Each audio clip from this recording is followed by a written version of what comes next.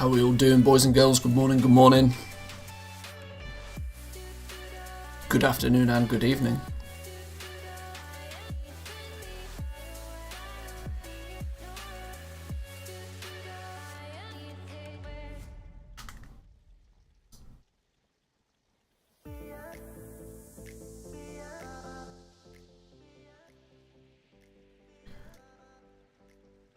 Yo, yo, yo, boys and girls. Welcome, welcome. Morning to you all. Whole bunch of you just talking amongst yourselves in the chat. Love that. Shout out my coffee club members. Good morning to you all. Primal Walnut, good morning. Let's just say a few quick welcomes. Simon, good morning. Lag Monkey, welcome, welcome. Distort Reflection, good morning. Kieran, good morning. JLW, welcome to you. Daniels, welcome, welcome. Tony, welcome. I think I've covered most people, but all of you that are just casually watching, staying silent, good morning to you all as well. Dea, welcome, welcome. Thanks for the sub. How we all doing this morning? How we all doing? Of course, good afternoon, good evening, all of that jazz. Limited, welcome, welcome.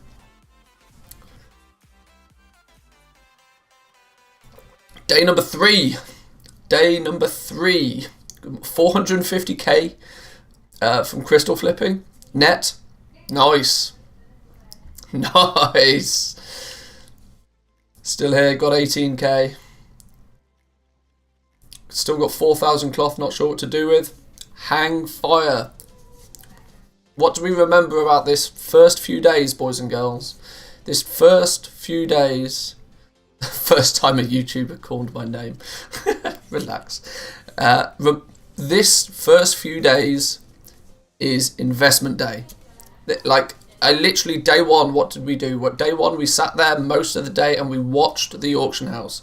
We didn't buy a lot. We bought a few things, but we bought a few things, but we were watching. We were watching prices. At least that's what I was telling everybody to do. Watch the prices on your realm. See what they're doing. See how many people are active. How many people are actively farming. How many people are actively out there skinning. How many people are gathering. Just keep your eyes on things. What did we do yesterday? We started crafting with our professions. We got our main to 60. We unlocked Threads of Fate for some of our alts. And we got our paladin and our mage into Oribos and started getting some crafting done with those guys. Day 3 is going to be about really starting to churn out some sales, hopefully. Now that we've got some professions leveled, we've got some materials, we have a really good idea, or at least a semi-good idea, about exactly how things are going to play out for the weekend. Now we can really start turning it up a gear. That's what I plan to do today. Finally, my favourite background podcast is live. Hey, same time every day. Same time every day. Except most of this cloth was bought at silly prices that will never make their money back. Why was it bought at silly prices that you'll never make your money back? If you're buying it for under 8 gold a piece, you legitimately cannot lose. Did the cape shuffle today? Thanks for the tip. You're very welcome. Only 53 shrouded cloth. I have no idea how much shrouded cloth is available on my realm right now. Should we take a look? Should we take a look? I'm selling more arboreal shards. That's funny. Ironically, I'm selling like more arboreal shards than most other things. Let's go full screen on this for a second then. Let's do a quick material scan. Let's do a quick material scan first thing. Let's find out what the situation is. 6 gold, 10 for shrouded cloth. There's obviously still some people that didn't see my video then yesterday.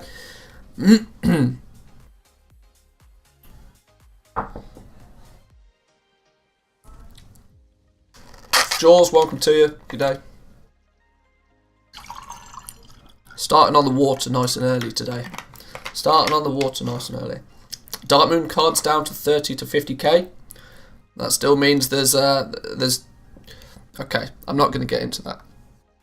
Dark Moon cards, yes, are coming down in price, but trust me, the sales will not start to come until the weekend. There is 2 types of people in this game: people that want it first and people that want it cheap.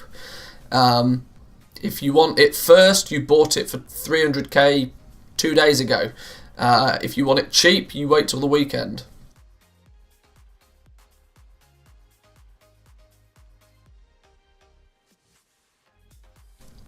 And then Manthieus was using your spreadsheet for prospecting, but I feel like the price of items you get are inaccurate. You're calculating it like everything else you get has 0 value. If you're referring to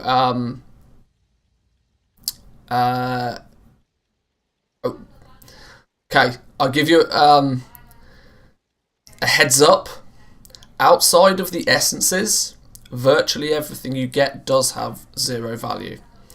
Yeah, the last couple of days may say different, but by the time we get my spreadsheet is based and the prospecting is based upon getting the essences, because that's going to be the reason why people are prospecting. Gems are going to be a byproduct. Gems are not going to be the thing that you are focusing on. Right now, it's the other way around. People are prospecting to get the gems because the rings and the level 60 rings and necks are selling. That is all about to flip on its head. For example, you may see if I look at my auctions. In fact, let me do a rescan on just the essences to prove a point. This morning, I reset the market on 2 of the essences. Why? Because right now people are dumping the essences on the auction house because they're, at this moment in time, not of great value. People are trying to prospect to get the gems right now, whereas come next week when it's base legendary time, people are all of a sudden going to want these essences in large quantities. You need 10 essences, 10 of 2 different essences for each base legendary craft. When you look at equally the version of the spreadsheet you're using has recently been updated. Let me throw this up here for a second. When it comes to prospecting, right now, if you prospect Leystrite ore, if Leystrite ore is 30 gold on your server, it's potentially going to cost you anywhere between 3.5 and 5,000, 6,000 gold per essence.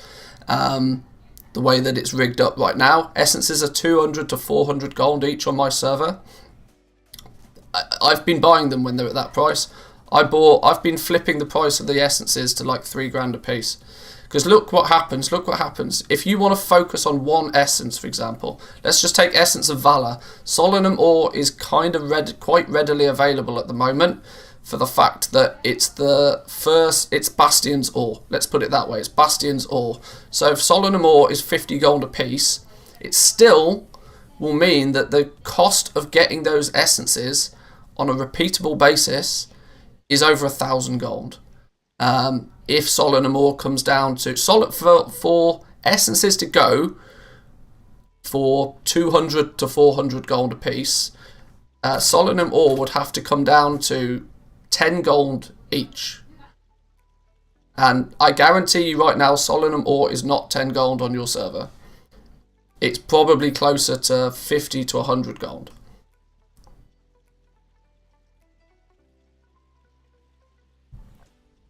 Yeah, I feel that I was trying to buy the blue ore, but buying the essences is smart.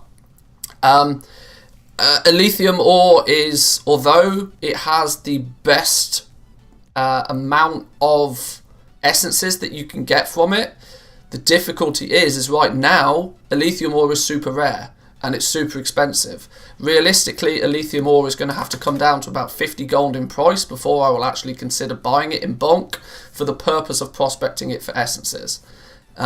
Even at 50 gold a piece for the Elithium ore, it's going to cost you between 500 and 1,000 gold, roughly. I've not prospected enough to have exact figures right now. But I've only added this calculatory bit in the last literally half an hour.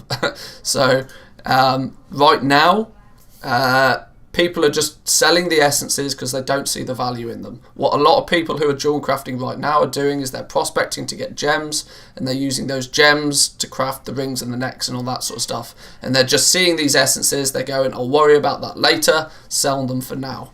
When actually, if you look at if you want to get, you need 150 of each of the essences to get to rank 2, just to get to rank 2 in the Shadowgas ring and neck. Now, if you can get some essences cheap right now, you're going to win big next week. I'm saving all the essences, already have them all. Yeah, I mean, if you wanted to go real ham, and I don't suggest doing this because there is a time gating aspect to this, but if you wanted to go really ham, if you can get the essences cheap right now, if like Mars is saying, the essences are 50 gold each on your server right now, buy the goddamn things. For the love of God, buy the goddamn things. A jewel crafter needs 750 of each essence to get to rank 4 in both of their crafts. 750 of each of them.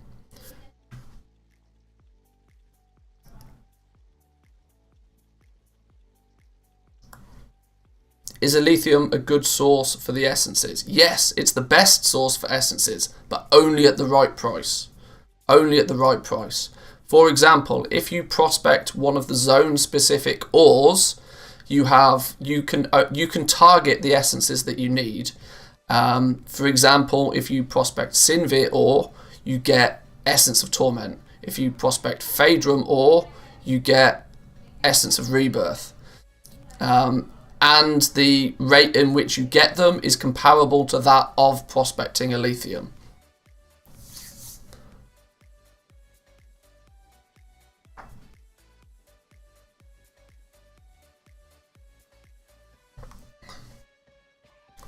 So realistically, if you only need to target one specific essence, it's usually not too bad of a price, too bad of a... Let me just check that my maths is right on this. I want to just double check a few things. But I still think my logic on this is right. That if Solemn ore is 10 gold a piece and you buy 200 of it, it's cost you 2,000 gold. From that, you'll expect to get 7.5 essences. From that single stack, you'll get 7.5 essences. Which, 7.5 essences, you'll get a whole bunch of the gems as well. It's giving you... Yeah, my maths is right on that. My maths is entirely right on that. My average price on Elysium is 239. Got around 2.2k already. Going to buy more up cheap as people are dumping it. Be careful spending too much on Elysium though. Arguably, because I wouldn't really. Let's go Elysium. Let's say Elysium's 200 gold a piece. If Elysium is selling for 200 gold a piece and the zone specific ores are selling for 50 gold a piece, I would still probably be prospecting the zone specific ores individually. Because if you're Elysium is going to have to be a lot. Elysium is going to have to be basically only double the price of Solemn to make it worthwhile for me to bother. Can you give me some tips on gold farming? I made 270k in 2 days, but the herb and the minerals got cheap. Is it worth it, or can I go for a better solo farm with a druid or a group farm? And you made 270k in 2 days just farming.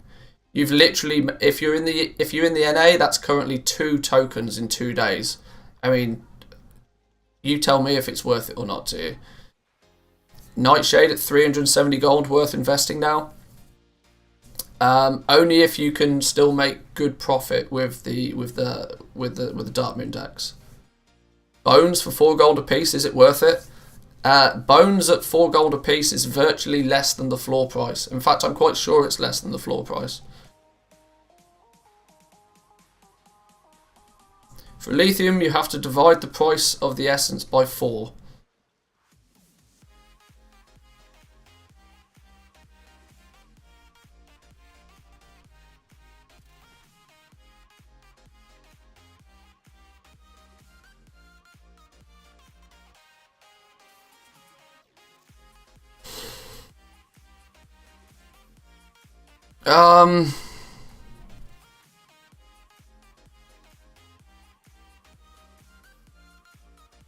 Yeah, you're right.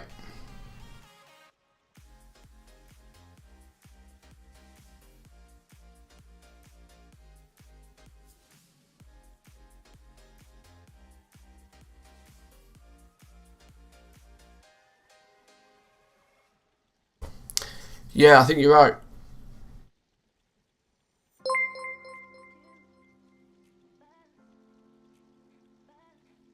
Because your current price is assuming you only want a single kind and everything else is useless, and divided by 4 also assumes the lithium has the same prospect rate for each of them. That's true, but I don't think it does have the same. Does that mean the gem ones are wrong as well? Hang on. What are we doing here? Let's look at this in a bit more detail. I genuinely think you might be right there, and I need to work out the maths in my head to make sure that it's right.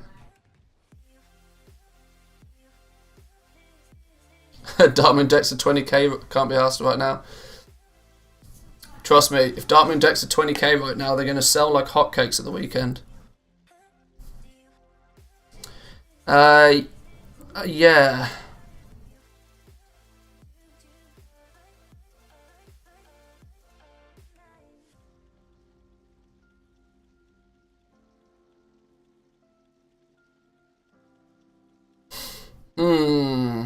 How do we fix this?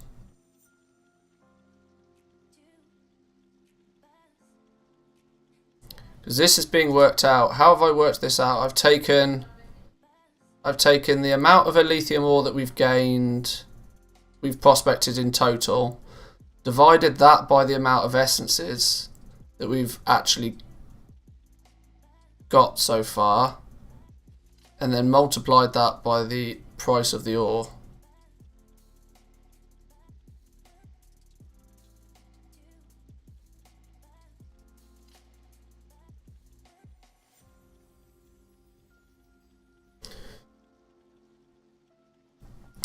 Your divide by F25 needs to actually be this plus that plus that plus that.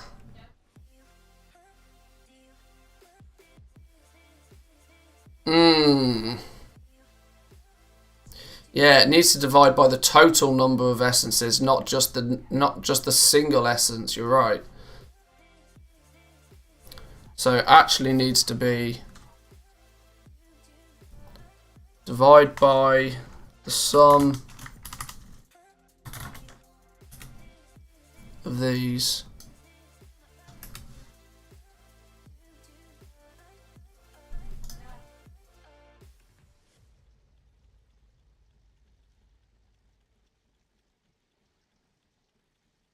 That makes more sense, doesn't it?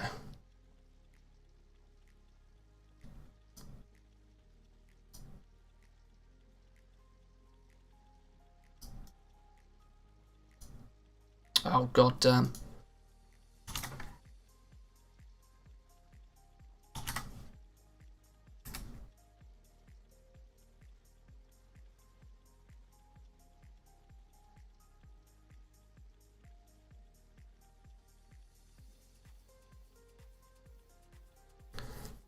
But that is also assuming. Yeah, the problem with this is that it is also assuming that the prospect rate on each of the essences is the same, and I have a horrible feeling it's not the same.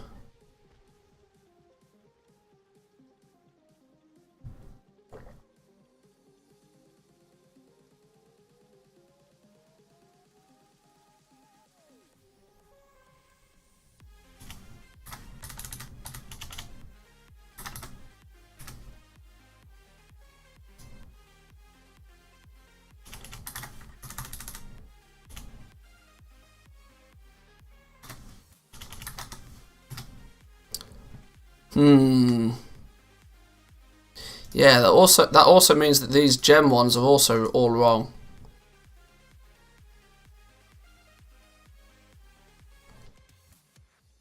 How do we do this then? Because yeah. How are we doing, Tristan? Welcome. There's probably a better formula in that case than from taking the percentage in consideration, but yeah. That's it.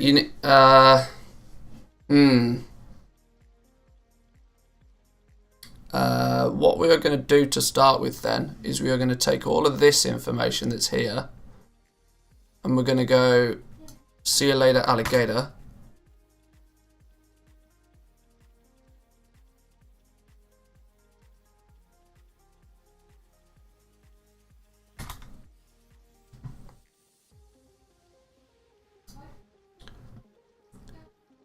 So let's get this right. Let's get this right. So this arguably...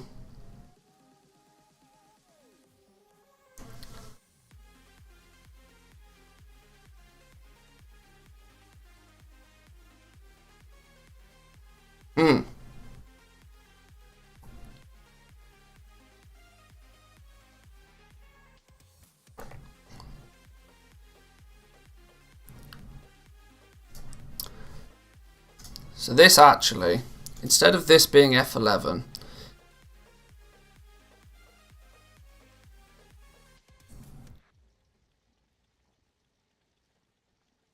yeah, me formulas are guff, don't they? The total number of lacerite ore divided by the amount of Anger's eyes that we got.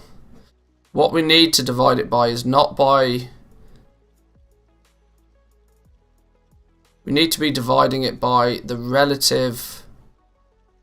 The ratio of Anger's eyes based on the sum of these three.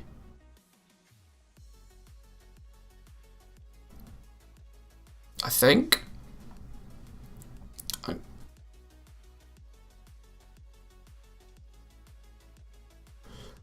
Prospected over 20,000 Solana ore and got a 10% return on each kind of gem. I think it's fair to assume all the green quality ores have the same output for them.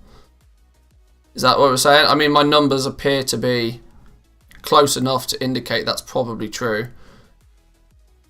If we're saying every time you prospect a piece of ore, there's 10% chance of getting it. I imagine that's true. I'm just wondering whether that's true for Elythium ore as well, because it doesn't appear to be the case. What's also weird is I noticed that there's a high probability that you're never going to need quite as many Anger's eyes as you do Oroblast and Umbreal.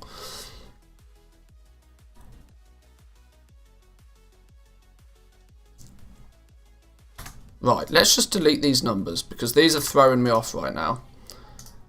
So if we...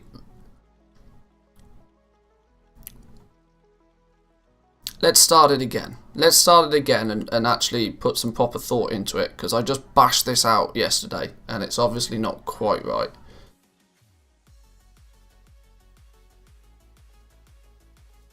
So what we actually need is, if you prospect 3,000 lacerite ore, you actually get 300 plus 305 plus 278 gems.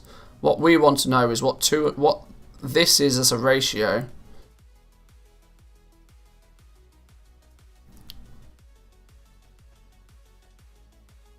You need 6 of each gem to craft a single jewel. 6 Oroblasts and 6 Umbreal, but if you actually count out Anger's eyes, you only ever need 4 of them. So if the demand of all the sockets is the same, the amount you need will also be equalised. Not that I disagree with you, but I think I got something different for that. Oh, I've been logged out. Hang on, this is not good. Being logged out is not good. When did I get disconnected? I think you only ever... Yeah, I think it's 6 of the 2 gems and only 4 of the Anger's eyes. Hence why on the auction house the Anger's eyes are stupidly cheap. I learned something this launch. I never want to do Dark Moon cards ever again. I kind of got... I found that out last expansion.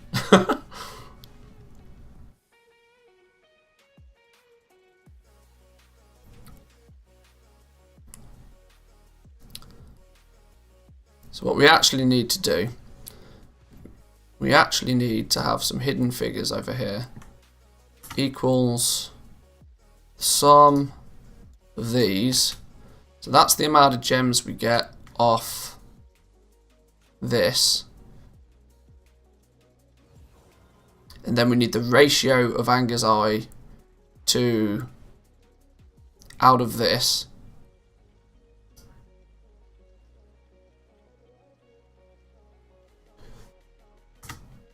So equals this number divided by this. No, hang on. No.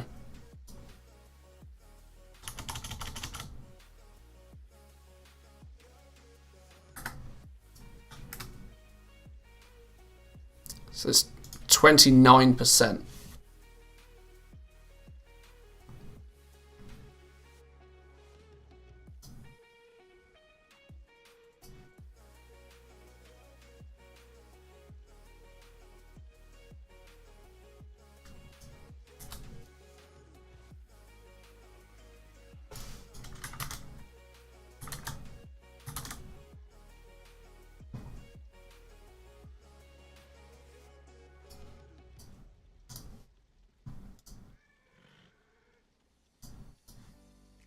Hang on, how have I broken it now?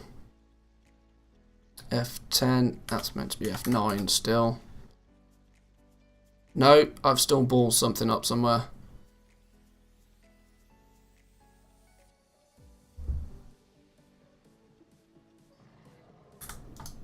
Hang on, brain, think. Oh my god, maths. Jesus.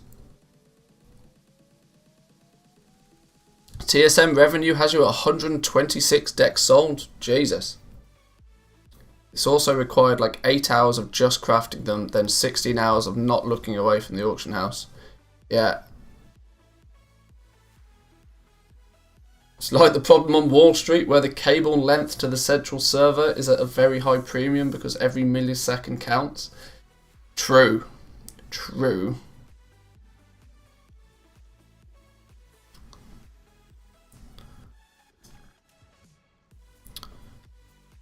So this is the total number of gems. We actually don't need that then multiple times. That's the total number of gems we get from prospecting 3,000 ore. So hang on. We need to use, we're meant to be using the data. So if we prospect 1,000 ore, we multiply that by that. We should get 92 gems. Am I just doing what I did before?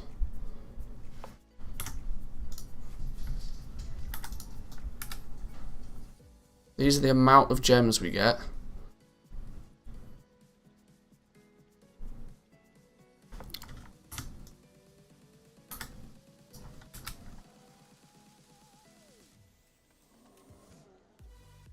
Right. There I need to work out.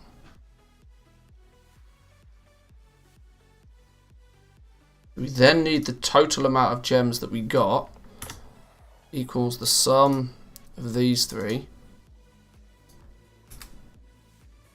We got 294 gems. Then what we actually need, it's ratios, isn't it?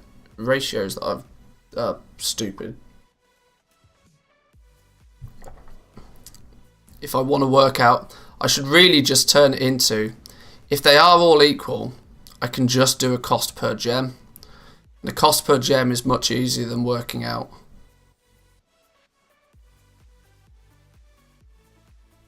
But if you do a cost per gem, it is making the assumption that the rate of prospecting is the same on all of them. If you put $1 on the U9, it's like $9. You should be able to drag the field without being... Yeah, I know it makes it a constant if you...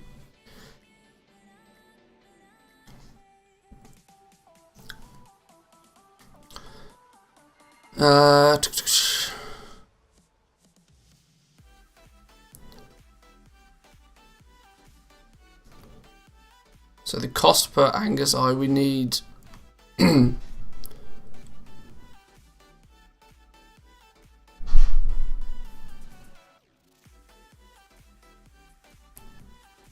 Hang on, equals this number divided by that one. 31%. 31%. There we go. There's the percentage.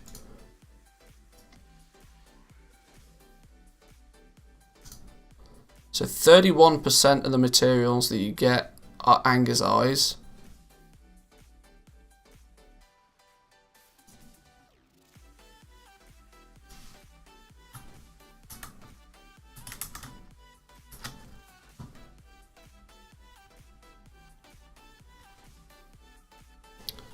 %% of them are Oroblasts, and 33% 3% of them are this. So now we've got the percentages of this, we can...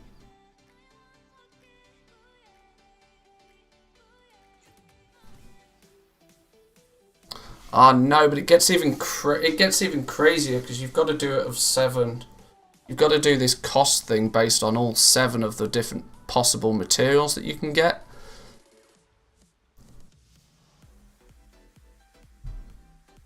I don't even think that works, you know, because that is assuming that you're not taking into account essences at all here.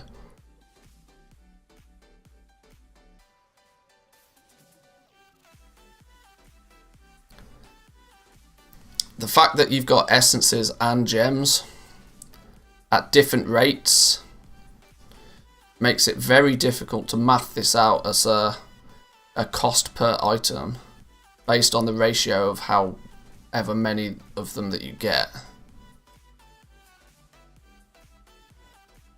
Or is it? That's the ratio of gems.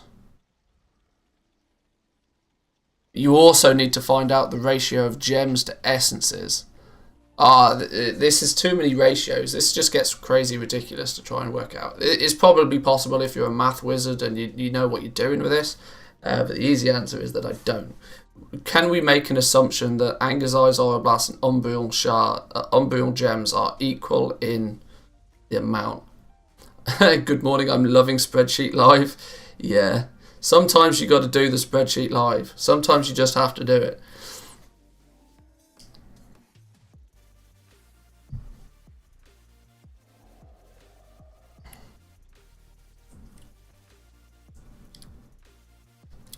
Sometimes you just have to do it.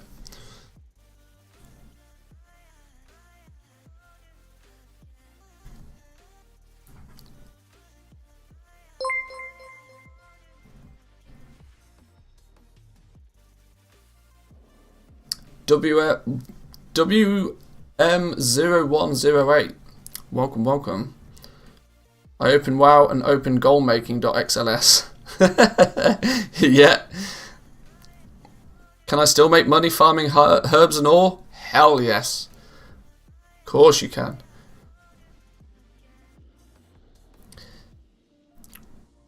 Technically, even if the herbs and the ore are only 1 gold each, you're still making money by farming herbs and ore. The difference is how much gold can you make. That's the difference.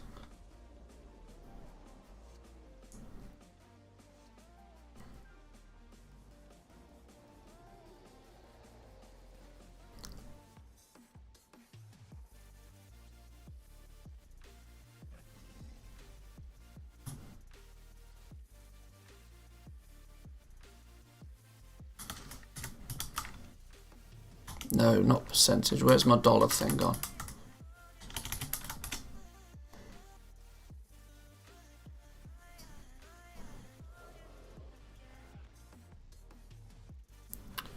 I'll move these in a minute, but... Thanks for the cape flip yesterday. Spent the evening flipping 56,000 shrouded cloth to make 300k. Boom, there we go. Excellent.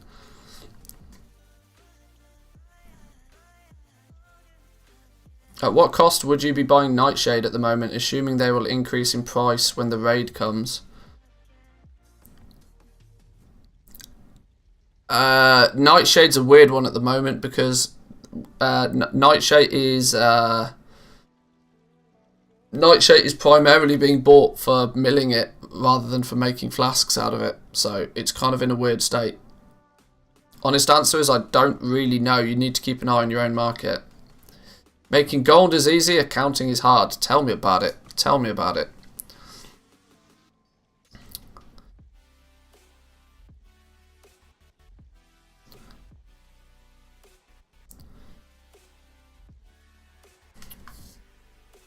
What we should probably do actually is move these over to the side so they can be hidden values.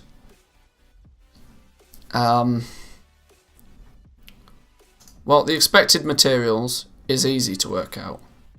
The expected materials is very simple. This equals the amount of material that you're multiplied by the rate in which you get it.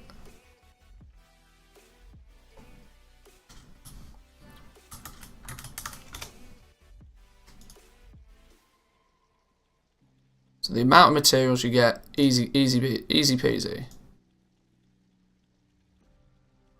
Now that's got to be whole numbers.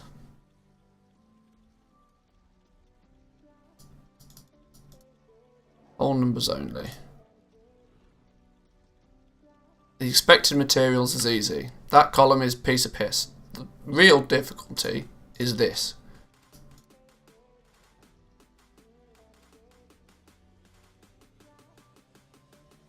I genuinely think I am just way overthinking this. Hey man, had some nice days. I'm not too sure if I should buy the leather for the next few days or weeks, so before the weekend comes or on the weekend, there will be many farmers. But can we agree that the cause of the high demand of leather, the price will go up soon?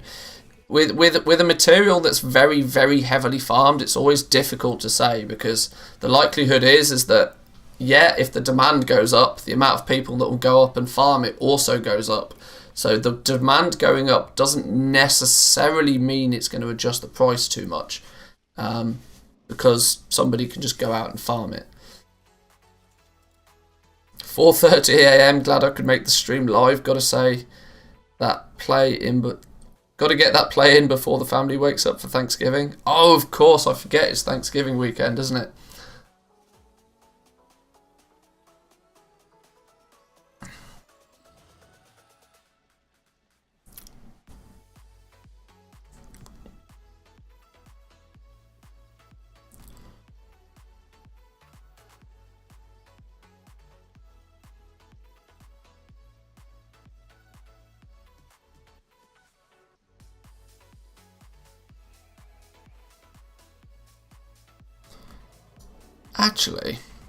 Actually, we can get the price ratio. 31% of the price is going here.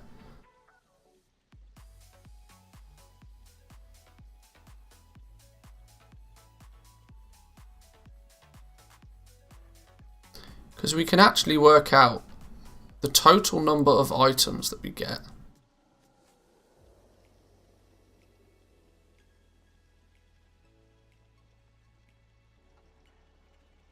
Nah, hang on. My brain is slowly ticking into gear. I think I'm getting this. I think this is slow. I think I've got it. Now that I've got the ratio, only 1% of...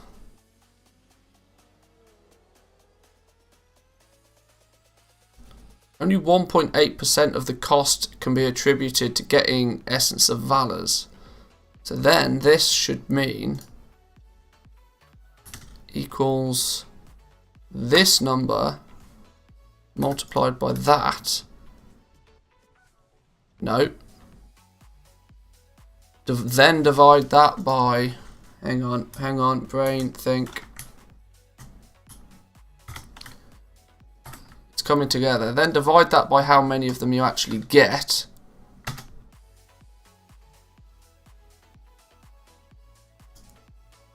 Have I cracked it?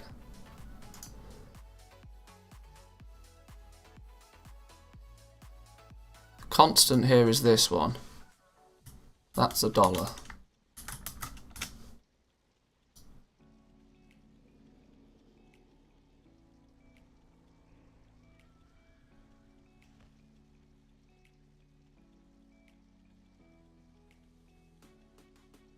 Obviously not.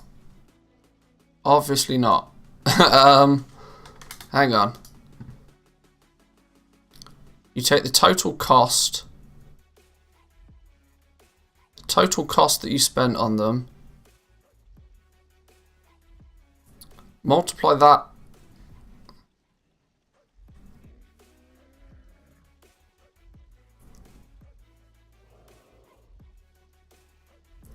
Hey, I got the enchanted map of Infused Ruby network, and Wowhead says it has very little info on it as of last night. Do you have any insights? Unfortunately not. I have no idea what that is. Although there's the infused ruby network. I imagine you picked that up in Revendreth then, because don't you have to run around and pick up rubies in Revendreth?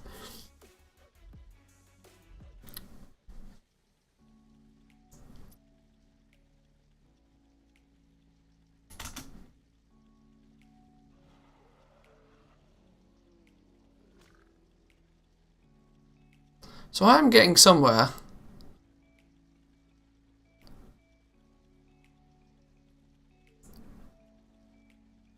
We spent 30k on ore. We got 100 gems. Those 100 gems account for 33.9% of this. Oh, hang on.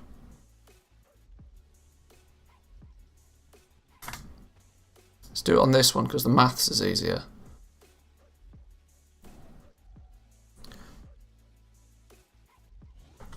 Hang on, somebody's coming in clutch here. The total cost multiplied by the percentage chance to get the gem.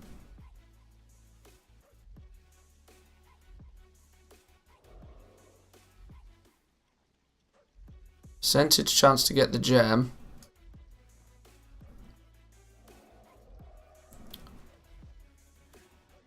Divided by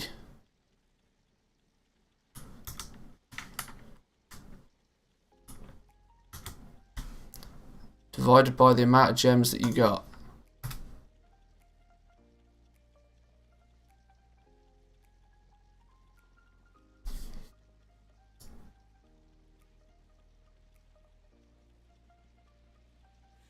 So let's just reverse engineer that to see if that's the case. No, that's still not right. Because 30 times 100 is 3,000. That's only 10% of the total cost that we spent. Whereas we...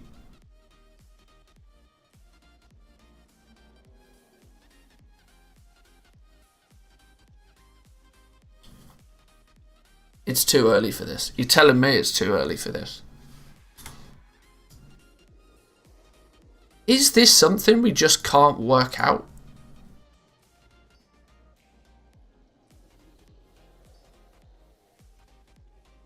Am I just trying to dive too deep into this?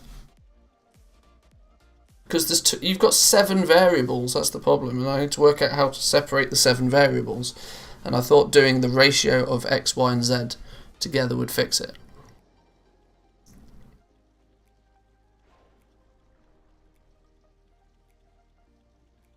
This is the definition of you need to know how it works manually before you do it, before you let a spreadsheet do it, because you've got to program the spreadsheet, you know? Everything can be worked out, math is infinite. Well, true.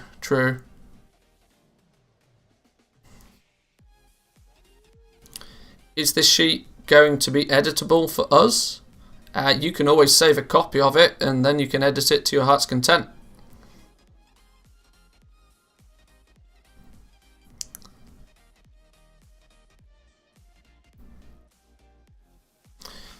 Take the sum of the market value of the 7. Ratio for each of the ice is the ratio of the total value.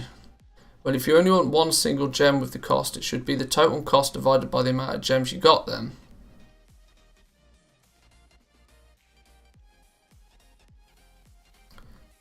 Base cloth Legos are 15k for rank 1s and 50k for rank 4s on my server.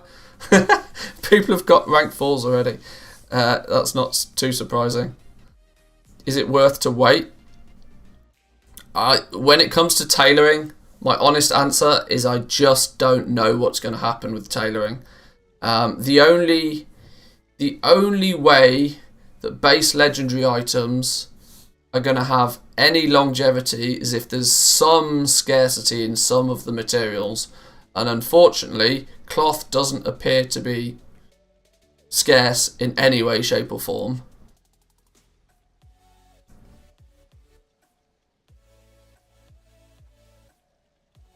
It won't let me save, that's why I was wondering. It shows it without the Google Sheet options. It's just like reading a normal sheet. A few people have said that recently. I'm thinking it's because the amount of people that are using it right now. I'm not entirely sure.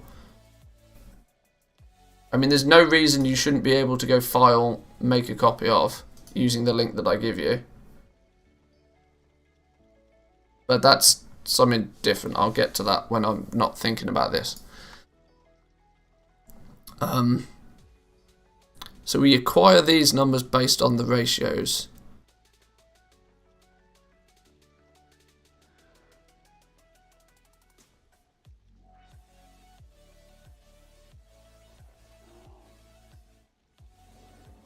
Yeah, but this ratio is assuming the market price of each of these items is... Yeah, hang on. Yes, that's the information I'm missing. You can't work out the cost.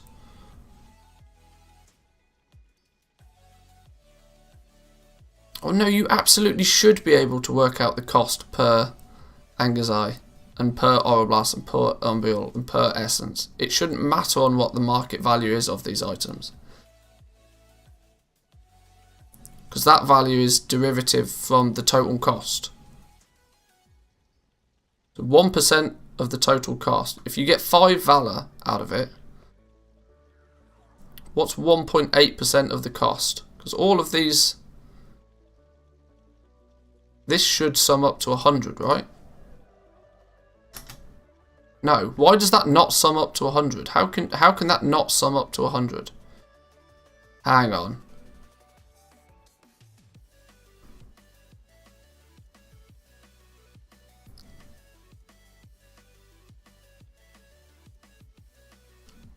I couldn't edit it earlier, but a few minutes ago it gave me the option. I think it's got something to do with the amount of people that are using it. Google has a weird thing that if too many people are using it, it only gives it to you in view only mode.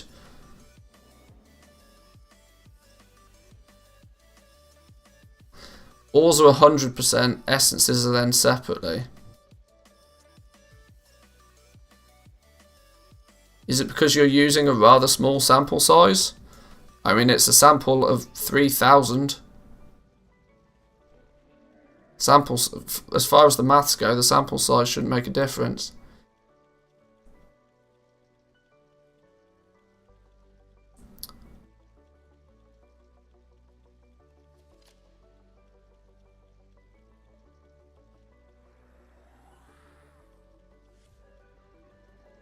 That means these numbers are wrong.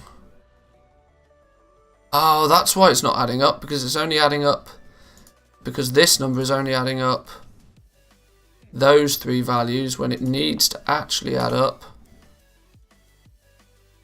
those values. Bingo!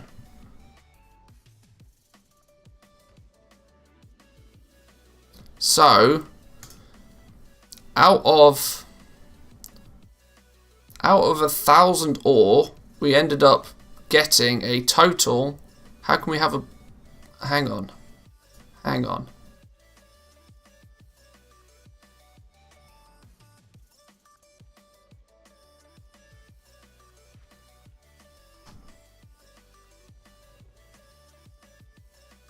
Yeah, there's rounding errors, that's the problem. Rounding errors is going to be the problem.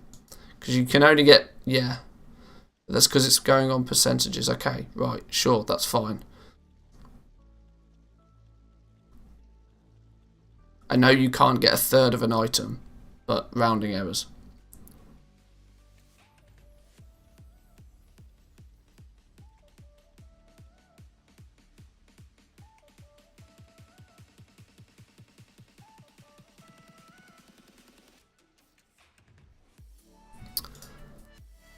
So now we need to find out 1.6% of the value can be attributed, of the 30,000 can be attributed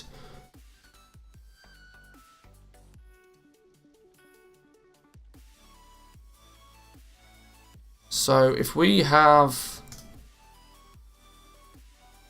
my god, my brain doesn't work.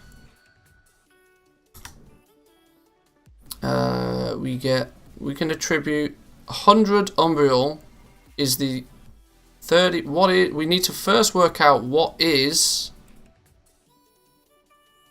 31.32% of this number.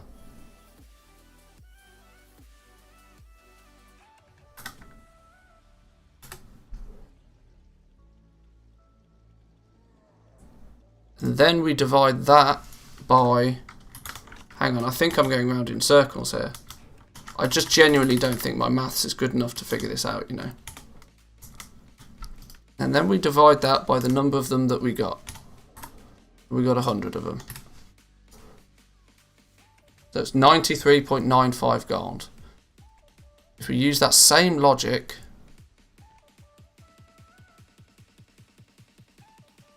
I think I've already done this. I think I'm genuinely just going around in circles. I think I need to just call it quits.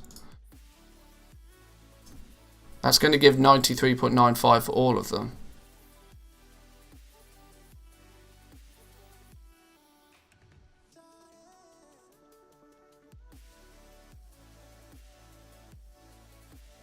Hang on, because this isn't a percentage of the cost, is it? Oh, fuck it. Absolutely. That's all I can say right now. Screw it.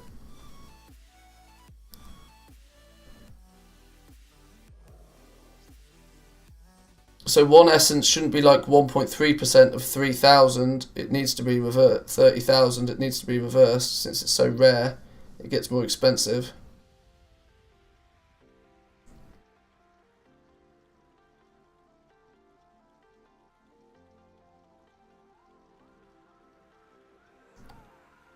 Your numbers in gems received are wrong.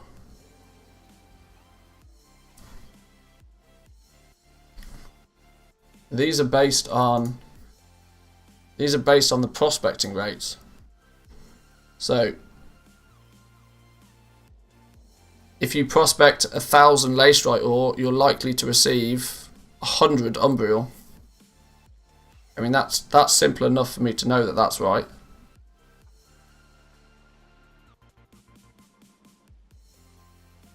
Because I've even done a sample where I prospected 1,000 ore and I got 99 Umbriel, so I know that's right. I know the expected materials are right.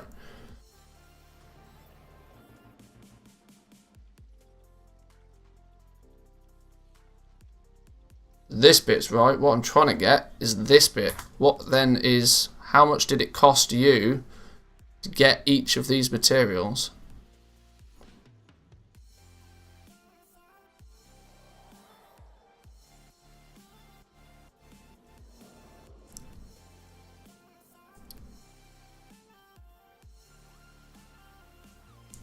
Its percentage in decimal form multiplied by the total cost.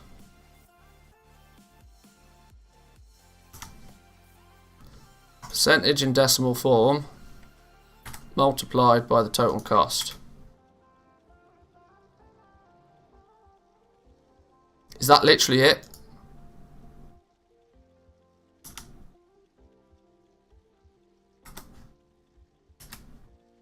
No, that's not it.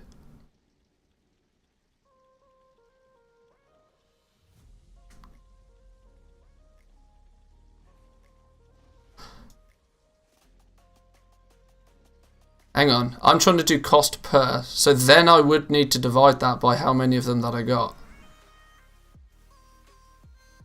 Then divide that by the quantity that you received, yeah.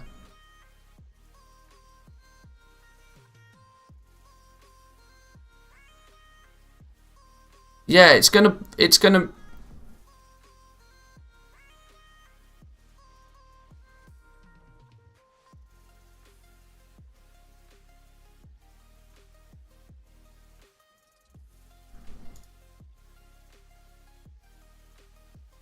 No, yeah, I get it, but okay, so if I do that same theory, let me show you why.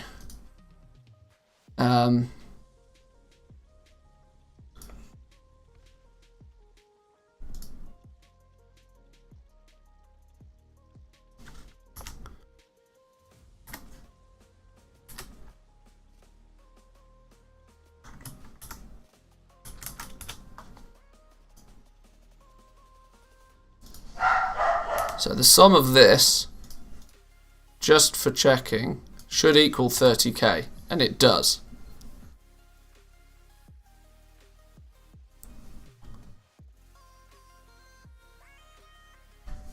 Oh, hang on. Doorbell. Gotta go.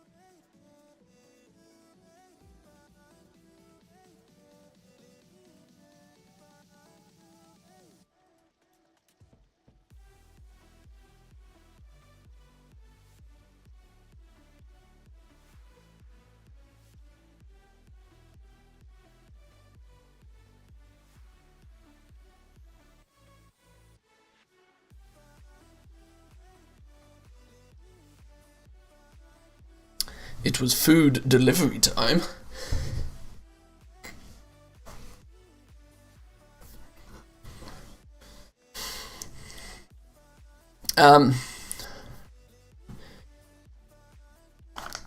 Yeah, what I've realised is I very quickly realised that it's kind of not necessarily important to find out what it costs you to get each one of these.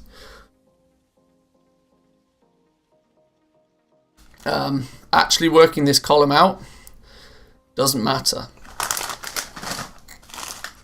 It took me 30 seconds outside of it to realise that it doesn't actually matter. What the price we want in here is difficult to obtain simply because you've either got the option of just prospecting and then hope it's kind of relying on you being able to do something with everything. And you don't want to rely on being able to do something with everything.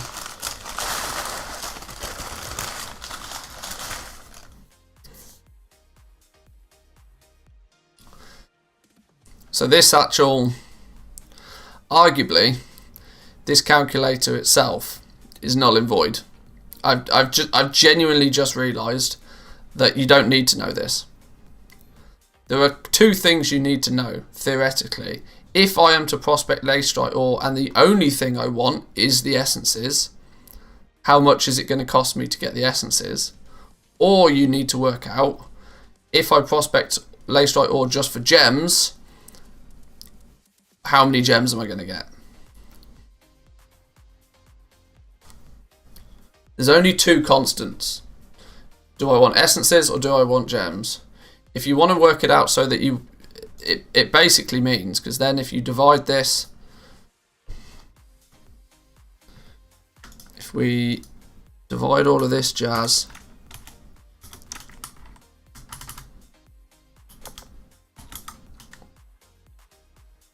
divide that by the number of them that we got, that number will end up being the same for all of them.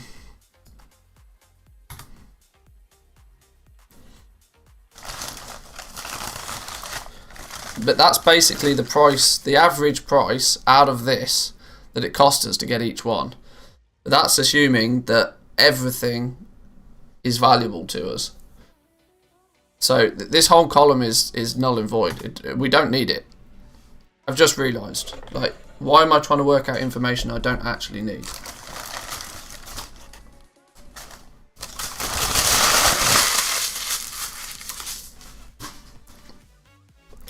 I knew I was overthinking it somehow, but I didn't know why I was overthinking it, and now I've realised. Twisted knickers, time to go commando. Yes, time to go commando.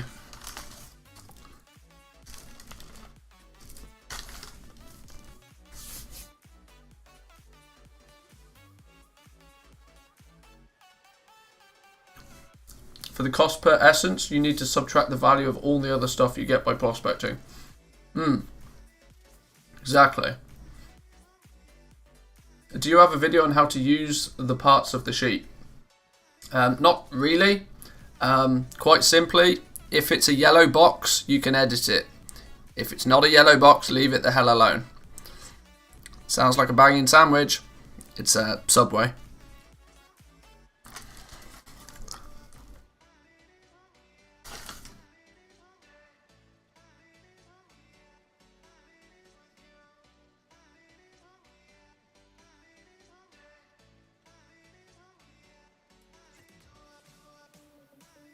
Kind of knowing the ratios of stuff is somewhat important, but realistically, actually all I want to know is quite simple.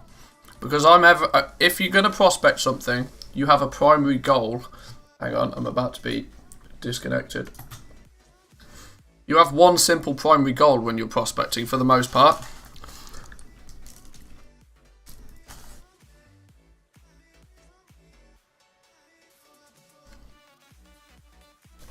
You kind of need two calculators almost.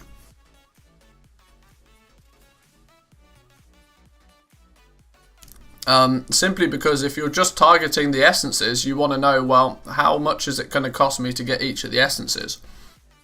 And that we can do. We know that there's a sum.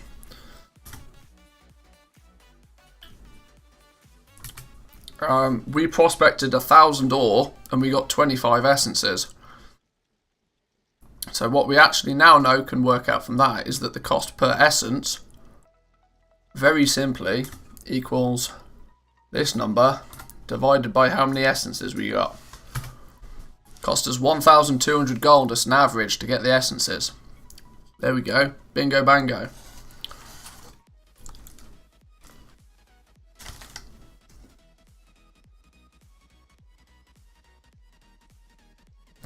Obviously, we did also get a whole bunch of gems.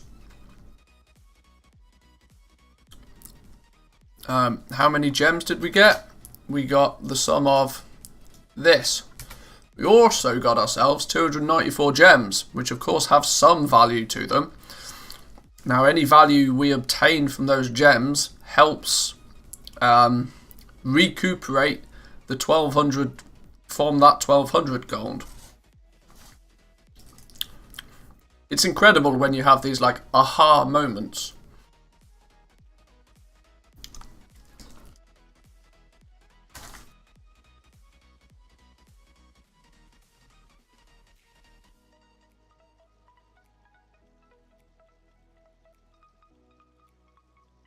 And right now, those 294 gems that you get actually have quite a lot of value in them.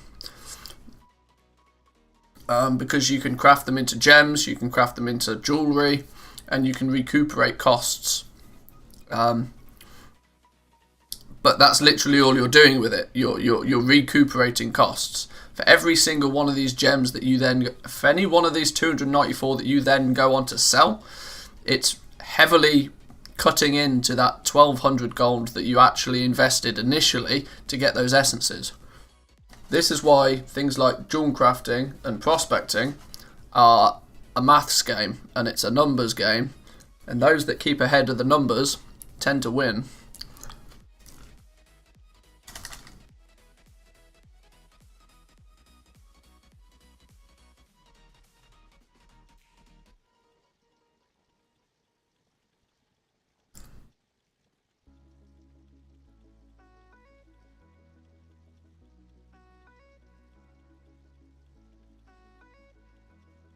For the most part, all of this business is just straight up overcomplicating something to get to a number that's actually then arbitrary.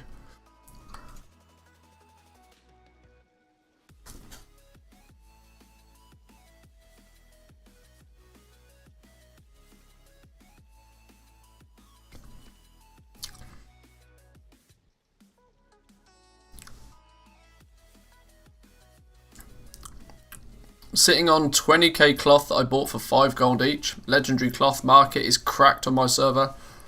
Is it worth keeping them all or selling them for 6 to 7 gold?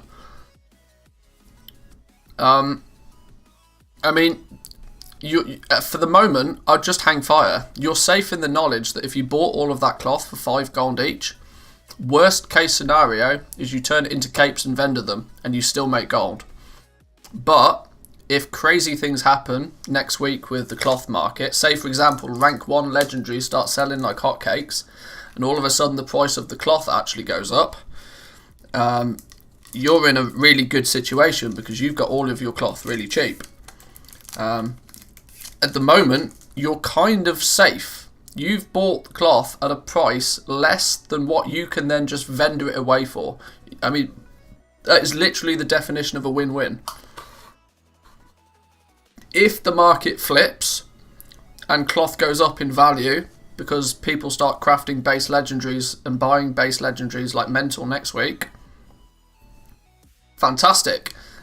Use that cloth that you bought cheap, use that to make more cloth legendaries and get in on that market. If the cloth legendary market is really completely tanked,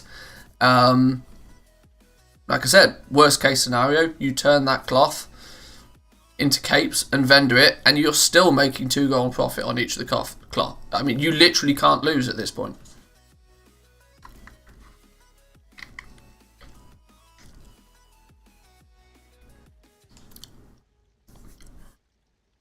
$13.8k gold an hour to craft and vendor with a cloth price of when the cloth is at 5 gold. Well, there we go. Easy days. Worst case scenario is you're going to make 14k gold an hour. Worst case scenario. You may make more than that if you can, get into the legendary market. Good morning, Finland. Welcome.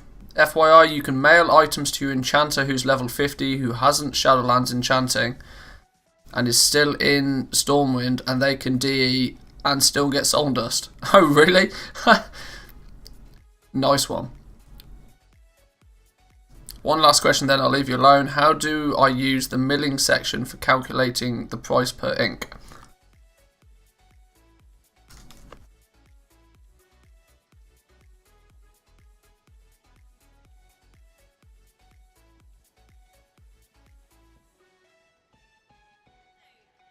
As a heads up,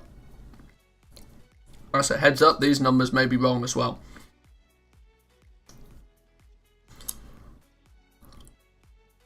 To the point that I might just delete them because these are going to fall into the same issue as we had before.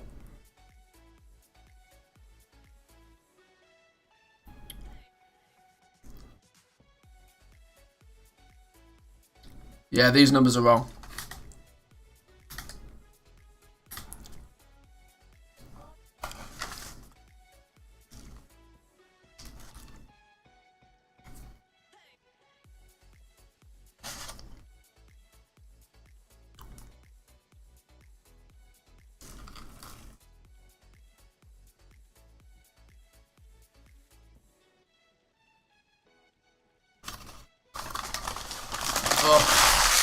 sandwich down. How would you work out the cost per your inks? Well, Death Blossom, for example, if you spend 10k on inks and you get 28 inks and 29 inks and then 1 Tranquil ink,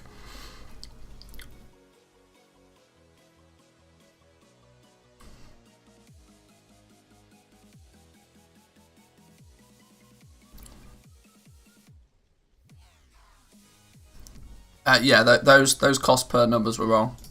That's the cost to you on the assumption that you're only looking to get that pigment and the rest of it's trash, which is not the case.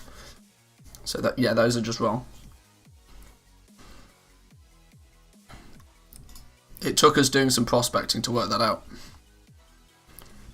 Aussie server cloth is sat at 8 gold, never below.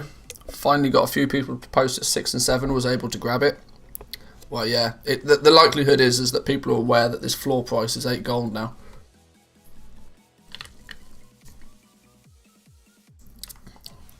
But it weirdly means, not that I plan to jump around too much, but it weirdly means that the Shrouded Cloth price is just going to be 8 gold for your base legendaries, and it's going to be all about getting the Enchanted Silk. That's where the difference is going to be made.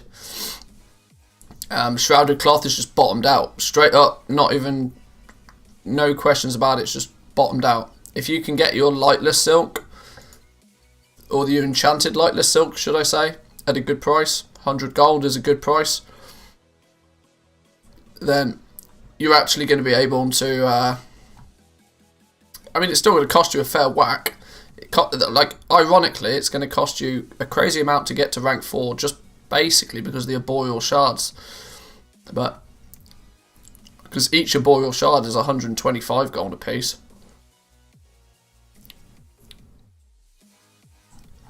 But yeah, I mean, to max tailoring, it's still going to cost you 2 million gold.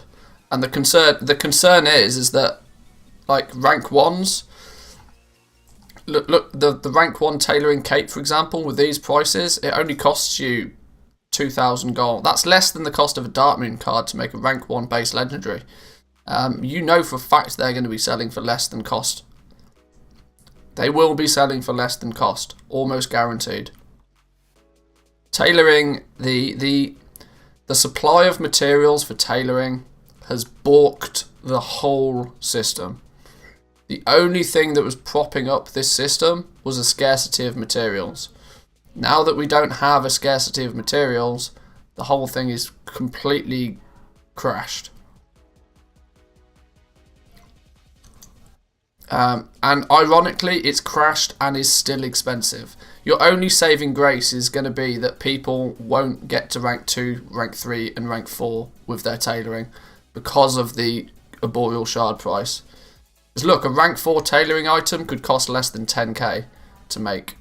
And by the time that we get there, by the time we get to the point where people might actually buy rank 4s, so many people are going to have been able to make these that they're going to be selling for less than cost. The entire system could just crumble in under itself because they've time delayed the necessity for the different ranks, but there's no time delay or scarcity on the materials. It could be a shit show. This is why I'm focusing on jewel crafting, because at least with jewel crafting there is a variable or a mathematical something or other to work out that will make it more difficult for people to get in on, and that's prospecting.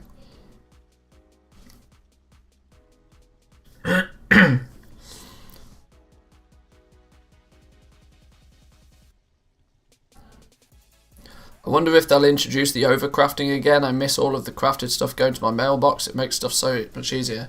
Yeah, I was surprised to see that had been taken out. I was kind of surprised to see that had been taken out. That was a nice luxury for Tide Spray linen braces, for example. That you could just press craft all and, you know, it'd be in your mailbox.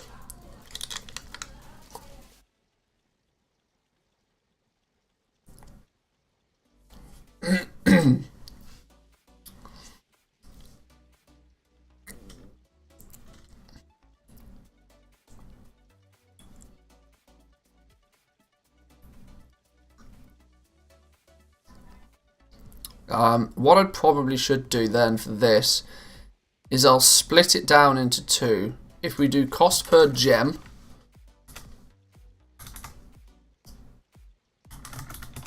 and cost per essence. Because that's realistically all we can get expected materials, and we can then generalize that if you're focusing on gems, if you're focusing on prospecting it to get gems, it's going to, I'll put some notes in here as well so people know what the hell's going on with it. But the cost per gem is going to equate to, let's delete all of this because it just doesn't matter. Cost per essence is equals the amount that we spent divided by the sum of these numbers. No, where did my this number and that number go? This number divided by, oh, I missed a bracket, that's why.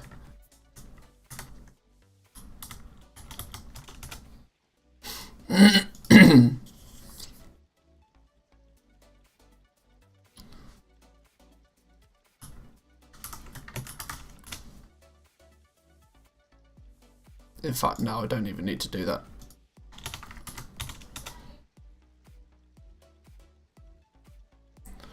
This one is also this number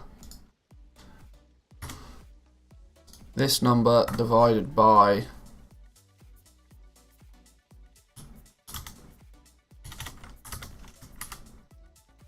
the sum of these three. Oh, why does it do that? That's really annoying. Stupid Excel.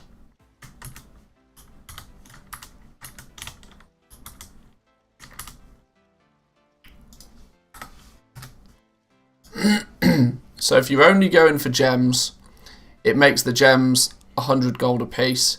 If you're only going for essences, maybe I should put these over here.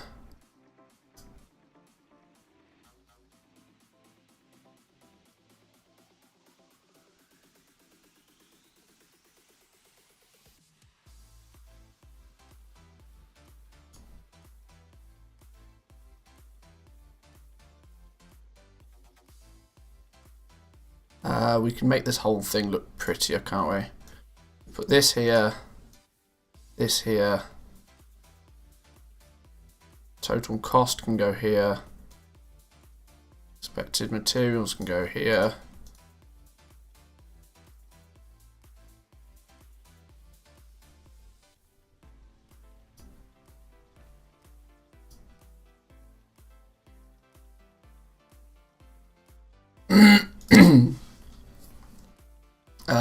So this basically now is such that if you spend 30 gold each on Leystrite and you pick up 1,000 of them, the total cost is going to be 30k.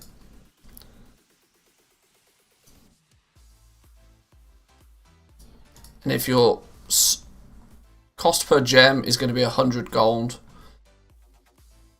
if you're only focusing on the gems, but of course you get essences as well. So if you're focusing only on gems, but obviously if you sell one, you know, if you end up selling the essences, you'll make your money. Yeah, it's weird. Even having these is gonna cause confusion for some people, I think.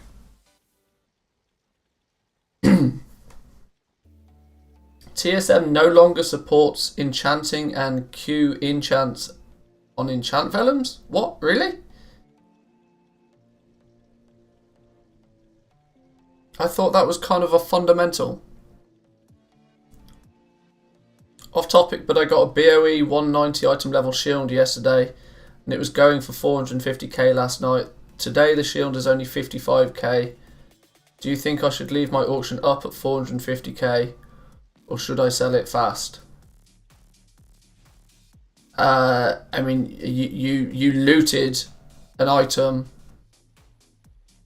I mean, you just need to sell it. Like, it sucks to sell it for only 55k if you think you could get 450k for it, but you listed it at 450k and it didn't sell. So I'd forget about that 450 number. Yeah, I mean, just you looted an item. Just sell it for as much as you can get for it.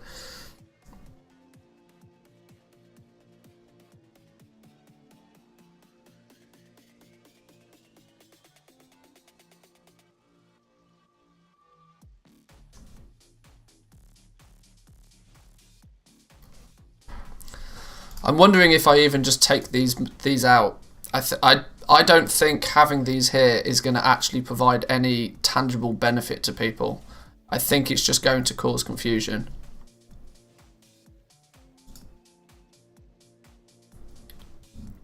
And I don't know how to do these in a way that is not confusing.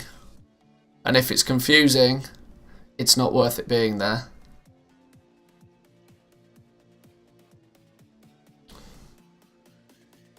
That's my theory on it. Can you guys even see this still? Oh my god, I've been logged out again.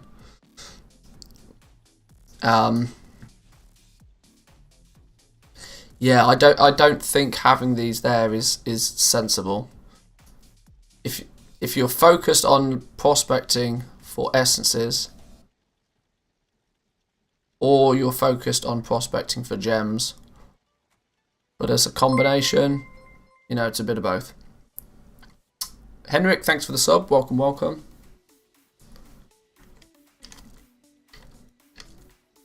It's only for Shadowlands enchants. Older stuff still works for Q and Vellum.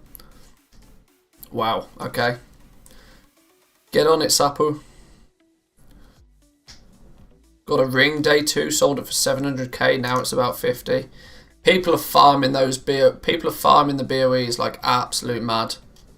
Like crazy. Does anybody, I mean, I've not looked into this. I've not looked into the hyperspawns, but realistically, and I want a realistic number here. Realistically, how much shrouded cloth can you get an hour if you do one of these hyperspawns? Are we talking 1,000 shrouded cloth, or are we talking 4,000 shrouded cloth? What's not a YouTube clickbait thumbnail kind of number, and I don't want goal numbers. I'm talking in quantity, how much shrouded cloth are people getting per hour by doing these hyperspawns?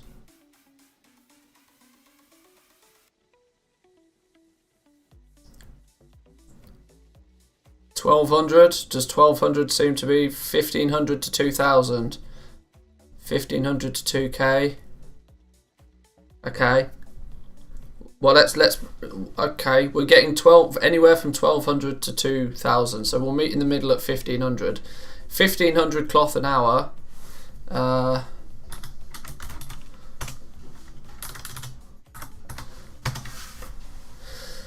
Okay.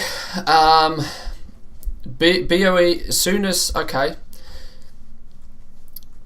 Well, what I was working out there is the amount of cloth that you get. If you get 1,500 shrouded cloth an hour, and we know there's a floor price on the cloth of 8 gold a piece, that means just from the cloth you've got a potential 12,000 gold that hour. On top of any BOEs that you get. So let's say BOEs are selling for 50k.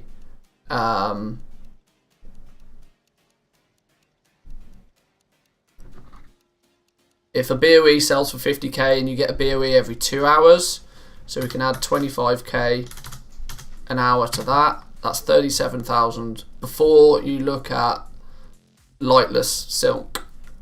Lightless silk, what are we saying in an hour? How many lightless silk do we reckon we're getting? Is it like 100?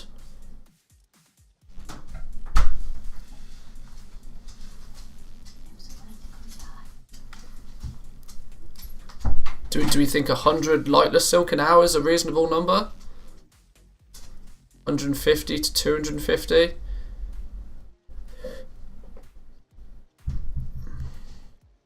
$150 max, maybe 200, 200-ish. Well, let's go 150 then. Let's say you get 150. 150 of them. And let's say, quick maths, they're selling at the moment for 50 gold each. That's another 7,500 on top of that. So, realistic, assuming lightless silk, this is obviously making assumptions. The assumptions here is that lightless silk is 50 gold a piece, and epics are 50k gold, and you get an epic every 2 hours. You're actually looking at making 44,000 gold an hour.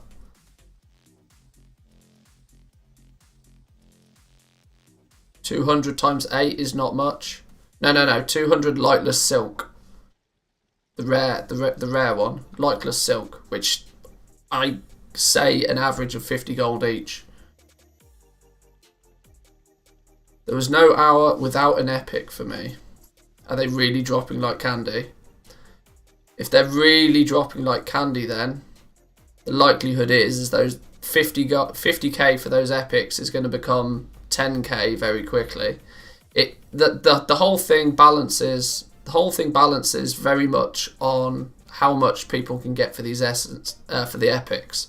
So if we say there's 1,500 cloth, that's got a floor price of 8. 12,000 gold an hour just for the cloth. Let's say you get another 7,000 gold an hour for the lightless silk. That's 19,000 gold an hour, ignoring the epics. Ignoring epics. So any epic is a bonus. What's likely going to happen then is people will just stop doing these 2x4 farms, because it's group content, it's organized content, and it's like constant. Like, if you get 19,000 gold an hour on a 2x4 farming spot, and that number is only going to go down if lightless silk drops in price. Like, this is assuming lightless silk is about 50 gold each. Any epics are a bonus, but if the epics tank in price, it very quickly is getting to a point where actually just running around doing some herbing and farming becomes more profitable.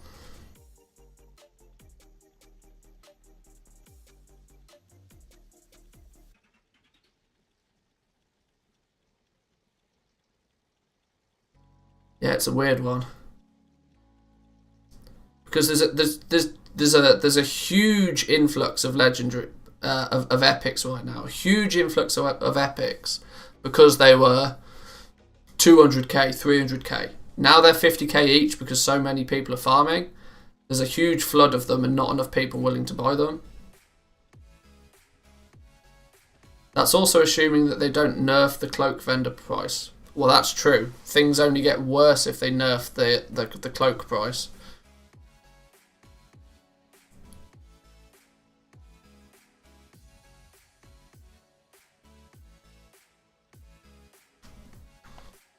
Lightless silk, 43 gold here. Yeah, I mean, it went down to as low as 30 gold on my realm. I know that it's getting less, but the only constant we can say right now is the 8 gold for each cloth and about 1,500 cloth an hour.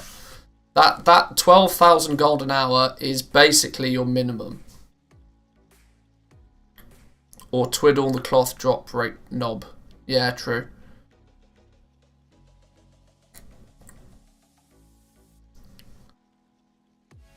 There's a quest that gives you flight in Ardenweld. Already you can fly as a jewel gatherer. That's really not as profitable as YouTube videos are trying to make it out to be. It obviously only works in Ardenweld, and it very, very much restricts the area that you can farm in, which will just mean in that little zone you've got mental competition, and it won't be a thing for very long. Don't get clickbaited by YouTube videos.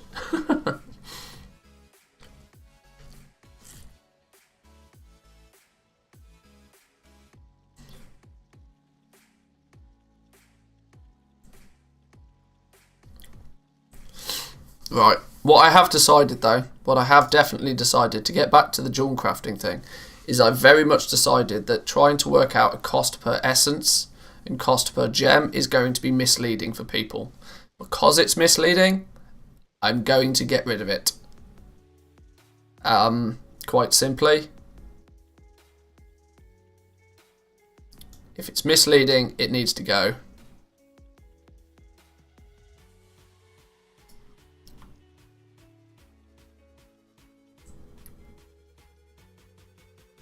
I would not assume 8 gold per cloth, because if somebody wants to shuffle it, he also needs to make profit. If I buy the cloth at 8 gold each. Yeah, I'm not talking about... I'm talking about the people that are doing the 2x4 farms right now. The people that are doing the 2x4 farming, they're farming the cloth. They have an inherent value of that cloth of 8 gold each. Okay, yeah, they've got to spend the time then shuffling it and all that sort of stuff, but people don't consider that. If they sell it on the auction house, they sell it for 6 gold. They take a hit, they save themselves the shuffling time.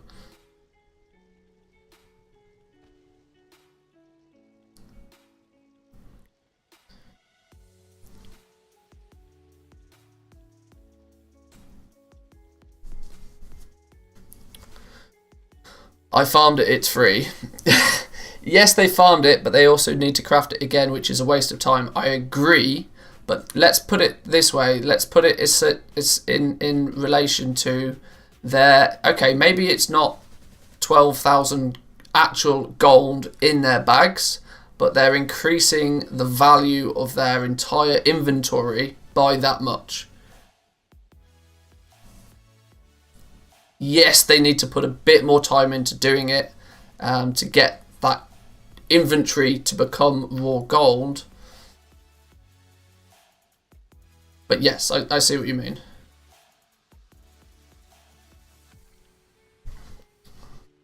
But I'm kind of cautious. We've been streaming for almost 2 hours now, and I've not even logged into the game. This is a bit ridiculous. This was not my plan today. This was not my plan.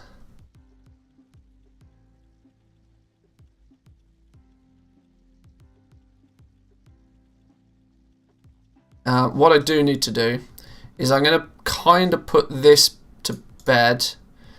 Cost per gem and essence needs to... I need to put a big if.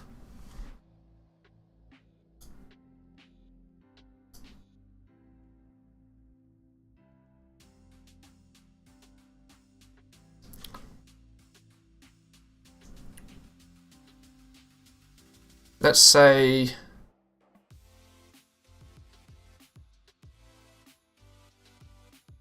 Yeah, I just gotta get rid of those numbers. There's genuinely no way to have that be useful to anybody. This still works. This is still kind of helpful to give you what you should expect. So if you prospect 500 Leystrite ore and it costs you 25 gold to get it, you're going to spend 12,500 and you can expect these materials. If people want to do more maths, they can try and do more maths, but like I think the spreadsheet needs to be on a basis where it provides information, and people can work out exact prices themselves if they feel they need to. It's not Elementium ore, is it? Oh my god, what expansion am I in? Lithium ore. Let me check when I...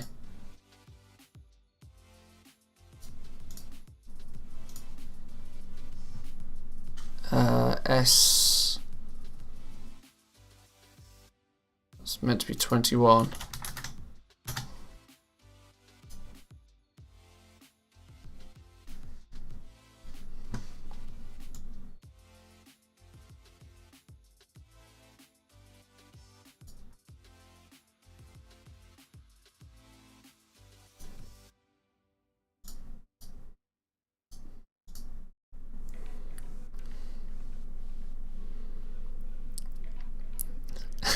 Elementium ore, shuffling wet dreams.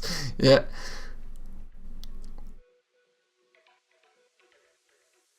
Is there a way to disenchant all, or do I have to click the TSM button 1,000 times? You have to click the button 1,000 times. Confirmed mining in the moor does progress the Eye of the Jailer. Interesting. It didn't while we did it in the beta ever so recently, but sure. Maybe a formula of the price per ore / divided by the drop chance. Shows you how much you need to spend to get one of that material. Yeah, the problem is yeah, I know, but the big problem with that is that is basically saying that everything else that you get is invalid. Everything that you that's making the assumption that everything else that you get is completely useless to you when it's not. So that in itself is also just as that in itself is just as confusing. It is very slight, but it does. I hit T2I from an Elysium node. That's cool to know. Even if it's slight, it's cool to know.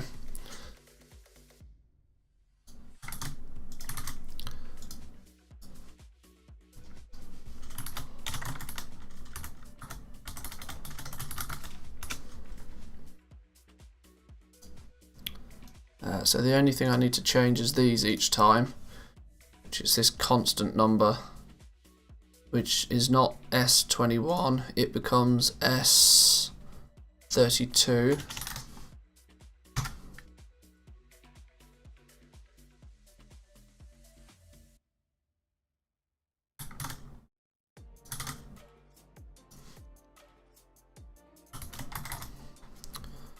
We will play the game in a minute, I swear.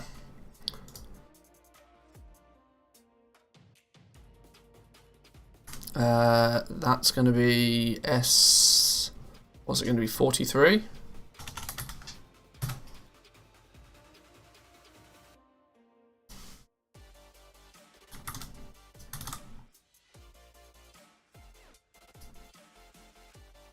And then that's going to be 54.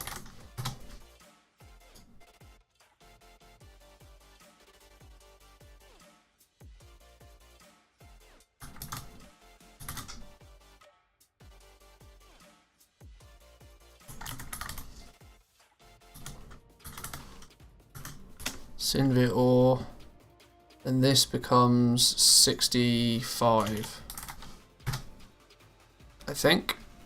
Does it become 65? Yeah, it does. So now let's just check that these, if we say 1,000, all the numbers change. 200, all the numbers change. 5. 25, 1,000, yeah, that's fine.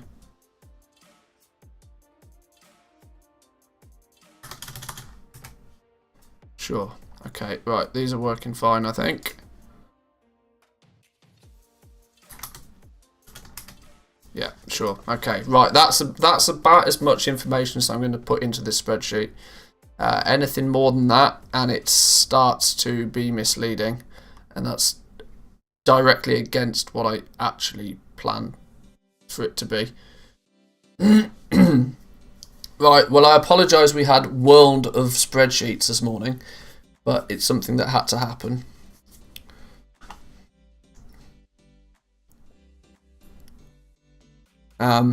Arguably I should just get rid of this and this and this.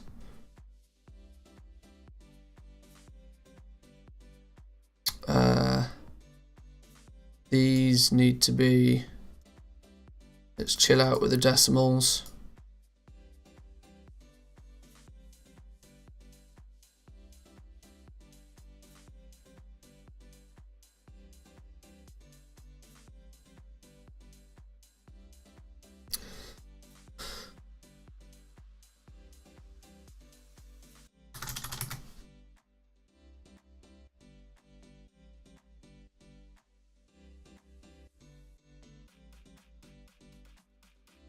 which is just a punishment for progressing the story. Before I could spend all day in here without a penalty. Weirdly, like, Elysium Ore is going to do some strange things in terms of price. I very much feel like it. I'm really wondering how people can sell an enchant for 2k whilst the Eternal Crystals are 5k. Don't know. I would consider buying those enchants if that was the case. Looks like EVE Online at this point.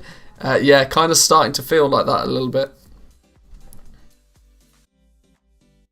Am I screwing myself over by buying Shrouded Cloth at 4.5 gold? Literally thousands on my Realms auction house.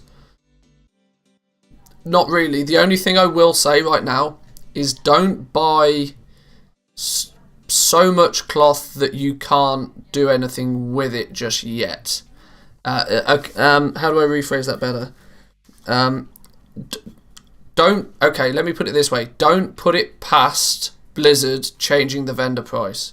So if you've got 30,000 Shrouded Cloth in your inventory right now that you've bought all of it for like 6 gold, you want to be actively doing something with that cloth as a safety barrier so that Blizzard don't like... Because if Blizzard changed the vendor price tomorrow, the price of cloth is going to drop like a rock overnight. It'll go from an 8 gold floor price where it is now to, let's say it goes all the way down to a 2 gold floor price. I shit you not, Shrouded Cloth will be 2 gold tomorrow if that happens. So don't buy more than you're able to actually deal with right now. I've bought a lot of cloth and I'm sat on a lot of cloth, but I'm also somewhat saving it until my tailor gets to 60 so that I can then dump it into base legendary items. Worst case scenario for me.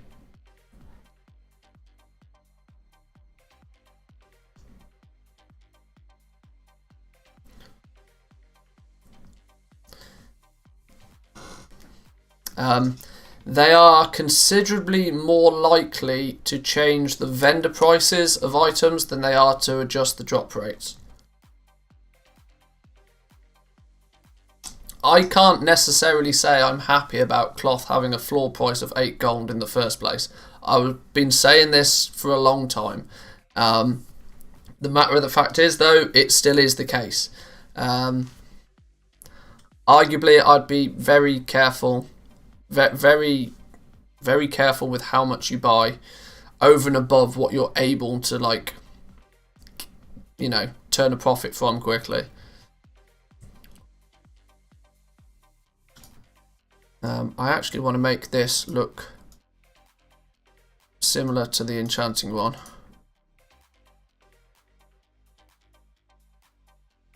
That looks neater, doesn't it?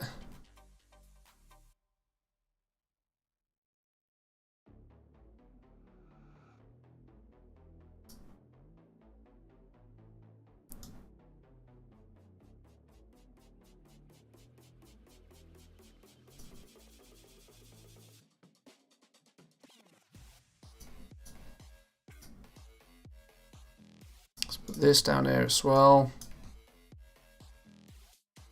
I promise we will actually play the game and do some crafting in a minute. I just wanted to get these numbers kind of, you know, right. I'm kind of very aware of the fact that a lot of people are using my spreadsheet and I'm being super cautious to not provide any wrong information. Or misleading information, so, or create a shrouded cloth sink of some form. Well, arguably that sink was meant to be the base legendary items, but this is, it's just, arguably it's just as difficult. It's just as difficult for Blizzard to foresee the way that the economy is going to play out as it is for us. So Blizzard probably in hindsight would not have made it or left it the way that it is right now. Hindsight is a wonderful thing, you know.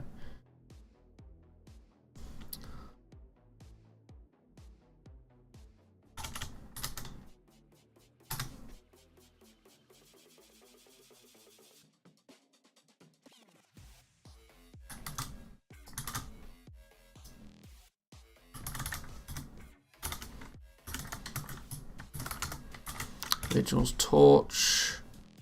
Need to change this from 31 to 38. And then drag these down. God damn, I still have 0 characters at 60. My highest is 55. Done the more intro on my other 6 tunes to maximise up professions though now. Now I have to start leveling the craft as fast as hell. Yeah, I need to get my druid through the more introductory quest line because I'm very tempted to actually do some farming as well. I'm going to get to a point really quickly where I've kind of got everything crafted that I can craft. And as soon as I hit that point, I'm going to spend the rest of my time leveling characters and farming. Although out of nowhere, I've accidentally spent 2 hours in the spreadsheet again this morning. So, you know, time flies when you're balls deep in Excel.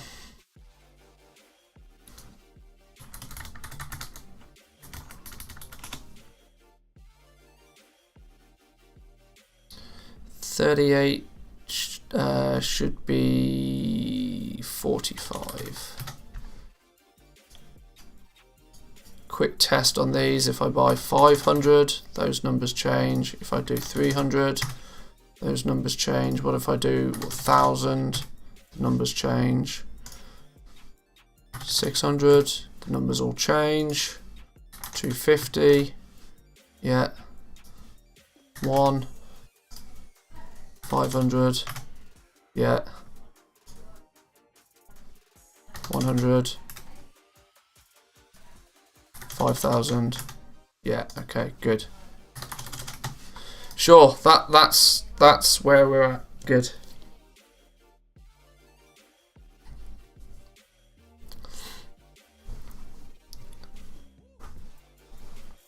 True, but I guess the thing we need to realise is that it is only day 3, and assuming higher legendary levels in the future patches could eat up the supply issues. Possibly. This is the thing, we don't necessarily know what Blizzard's plans are going forward.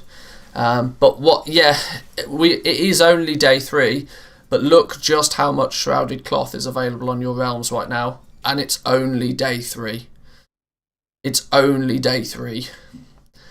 It kind of feels at the moment like the drop rate on the Shrouded Cloth is similar to what it was in BFA, but this time we don't have people scrapping bracers all day long, eating away at the Tide Spray linen. Which could be a problem going forward.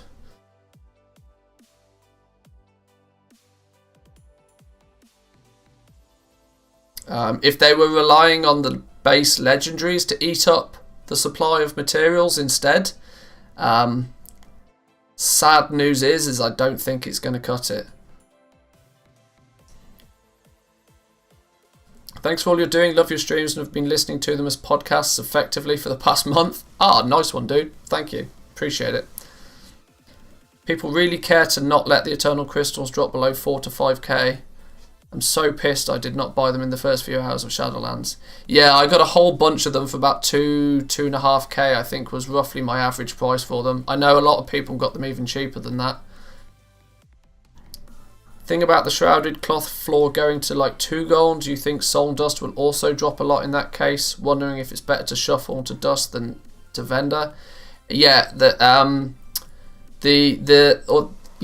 price of Dust is very closely linked to the price of cloth. The fact that you can take 3 pieces of cloth and get 2.2 dust from it, the price of cloth and dust are almost going to level out. That's not exactly, but you know, close to. They're definitely linked. The price of cloth and the price of dust is definitely linked. 250,000 Shrouded Cloth on Kazakh right now. In 3 days. That's not counting all that people have already bought. I mean, that's almost 100,000 cloth a day just sat on the auction house. That's 700,000 cloth a week. Excluding what people are actually buying. I thought multi-boxes ruined the economy. Nope, it was solo players farming 2x4s all day. Cloth is still going for 17 gold on your realm. That's a more healthy number.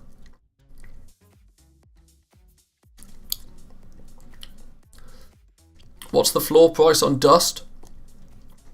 There's not necessarily a floor. It's not as easy to put a floor price on dust because there are multiple different ways that you can actually acquire dust. You could craft a tailoring item and disenchant it. You could craft a leatherworking item and disenchant it. You could craft a blacksmithing item and then disenchant it. But all we can say is that the floor price is whichever one of those three happens to be the cheapest at any given time. But that does somewhat mean that the floor price is not. It's not a stable floor. It's a wobbly floor. There's no we're making up technical terms now. It's a wobbly floor. Bought 60k cloth on Kazakh right now. I'm just vendoring it. Can't be asked to disenchant a million items for the possibility of more profit. Your choice. I agree, but it's your choice. Right, should we actually play the game for an hour? I think we actually need to play the game for an hour. I'm cautious that there's 170 of you in here and I'm just literally sat in front of a spreadsheet. I feel bad for you guys. I genuinely do. What we will do before we play the game properly, let's log back in first and foremost. Where do you learn the legendary patterns? You got to do the quest from the rune carver. The rune carver gives you a quest, and that quest sends you back to the profession trainer in Orobos.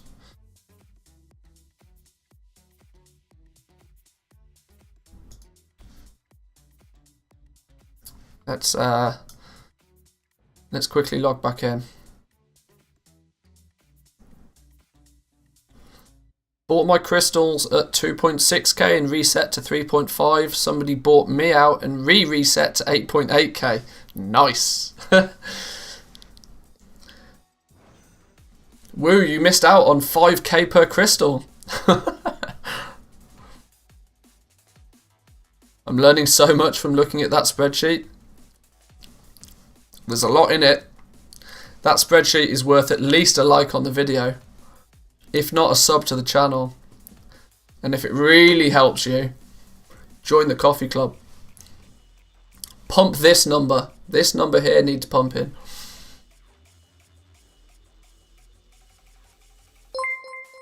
Boom. Just like that. Is it like shaming time? It's close, isn't it? It's close to like shaming time.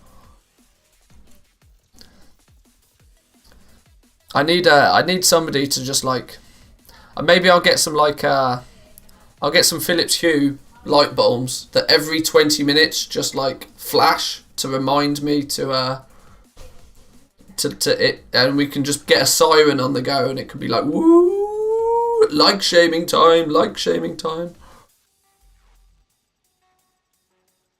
I like the video for the effort you put in trying to fix the prospecting sheet. Thank you, appreciate it. But let's take a quick what's going on here. Let's see if we've sold anything. A few things, nothing crazy.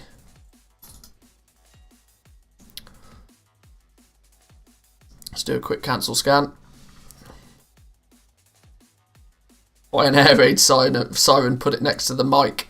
Yeah, maybe that's what we should do.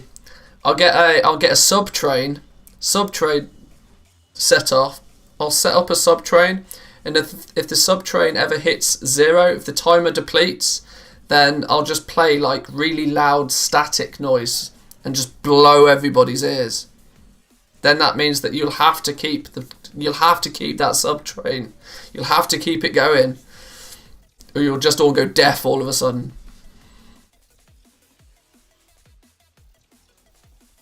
I can't imagine I'll have many viewers if I do that though.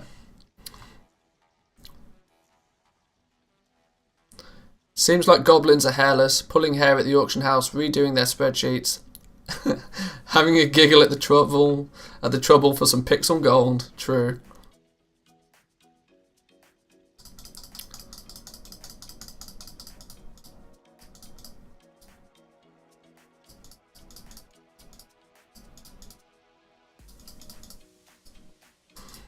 My Shadowghast ring and neck are still up on the auction house though. Maybe people don't want to spend 200,000 gold on a rank 1 base legendary item. Shame, really.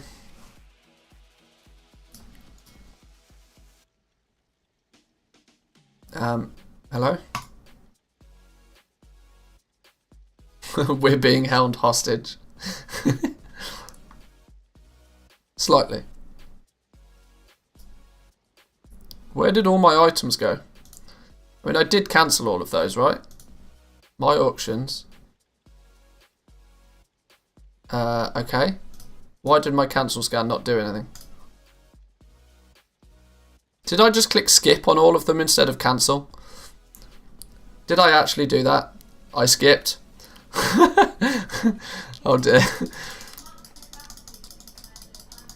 My brain is not built to press a cancel button. When you press a cancel button, you don't expect that to do something positive.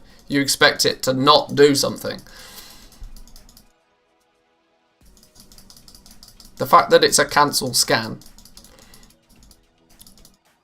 They should call it, like, unlist this item instead of cancel. Cancel is a go back kind of word.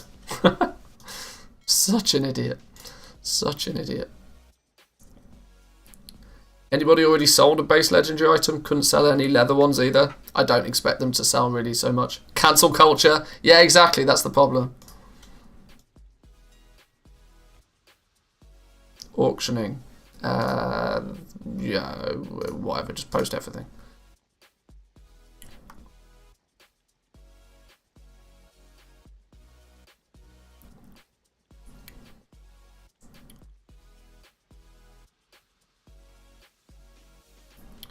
Next week, people can use rank 1 legendaries or possibly even rank 2. Yeah, I think that's going to be the case. If you can get 2,000 dust by the end of next week. No, you probably can't actually get 2,000 dust. Unless... it's going to be 50-50. You can get 810 dust this week. You'll be able to get another 610 on top of that next week. So what's that, like 1,400? Which will be enough to get a rank 1. You have to get a lot more soul ash from quests to be able to make rank 2s next week as well. I'm quite confident in saying it looks like you may only be able to get rank 1s next week.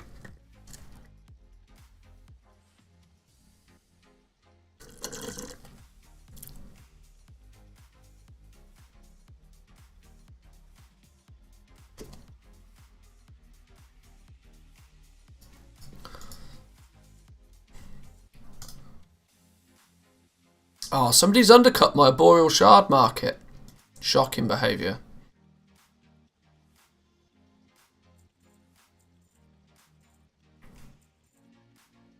And somebody's undercutting my essences.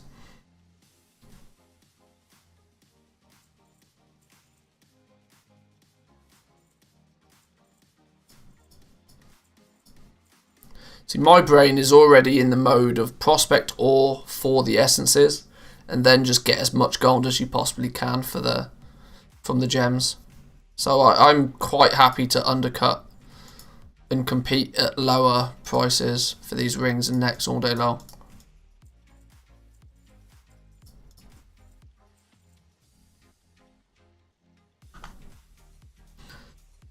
Anyone know why TSM doesn't differentiate between rank 1 and rank 2 base Legos for price sourcing? It just doesn't, is the easy answer. It's something that TSM will have to fix, but they haven't fixed. Although it's a common occurrence every time something like this happens. I don't know how. I don't even think TSM can differentiate between crafted gear that's had a like a crafter's mark used on it either.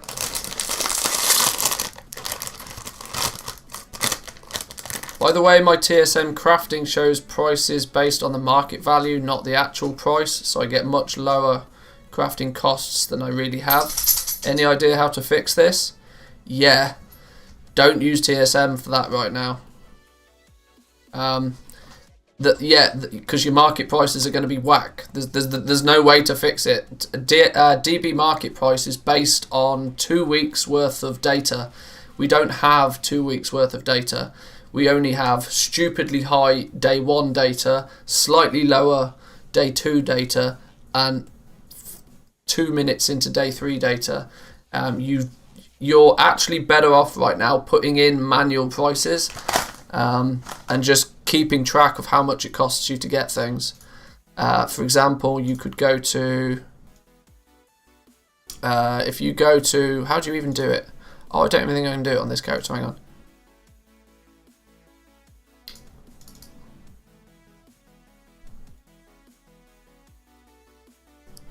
Exactly, that's what I do already. Oh, well, sure, there we go.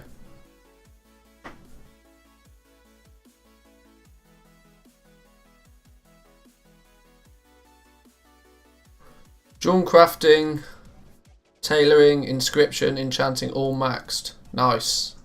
I've got drawn crafting, blacksmithing, tailoring. Is that what I've maxed so far? I think I've maxed maybe 3.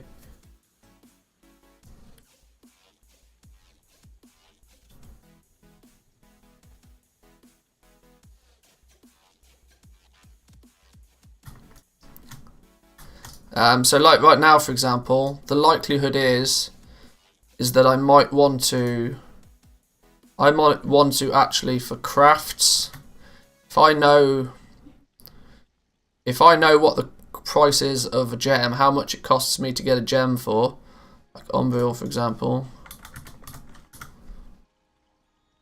Oh, material, sorry.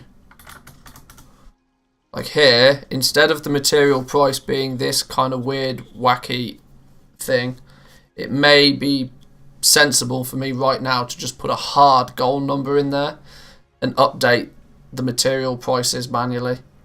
That is the only way it's going to make your crafting prices in any way, shape or form at least slightly accurate. The problem is it's not. That's still not a great way to do it. Simple answer is just like craft stuff carefully and know your prices. You should always know your prices anyway.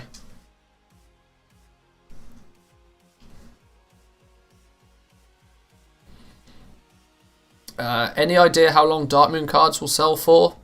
They'll sell for as long as people want them. My market price and TSM's crafting price don't add up at all. No, they won't. No, they won't do. It'll be completely wackadoodle. For my crafting right now, I've not got it set to craft based on a profit. I'm just crafting what I know I can sell for a profit. You've just got to know the numbers right now. Don't rely on. Don't cheat the system. Don't rely on an add-on to tell you what the numbers are. Know the numbers yourself. Still have 14 crystals left over. It's nice to be a blood elf. I imagine it is, especially if you're an enchanting blood elf. Just joined the stream. Did you end up selling any base Legos? Not yet, no. I've got them listed up on the auction house though. They're listed at 200k on the auction house. I don't imagine I'll have any biters, but I'm equally not really expecting to sell them.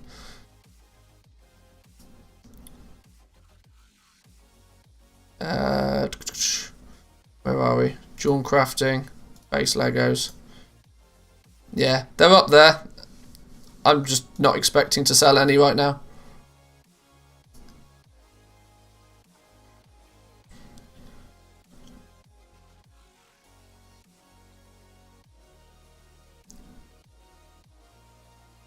But yeah, nobody can make the final legendary, so it's not super important for people to buy them yet because they can't actually do anything with them. Hence why I don't expect to sell them.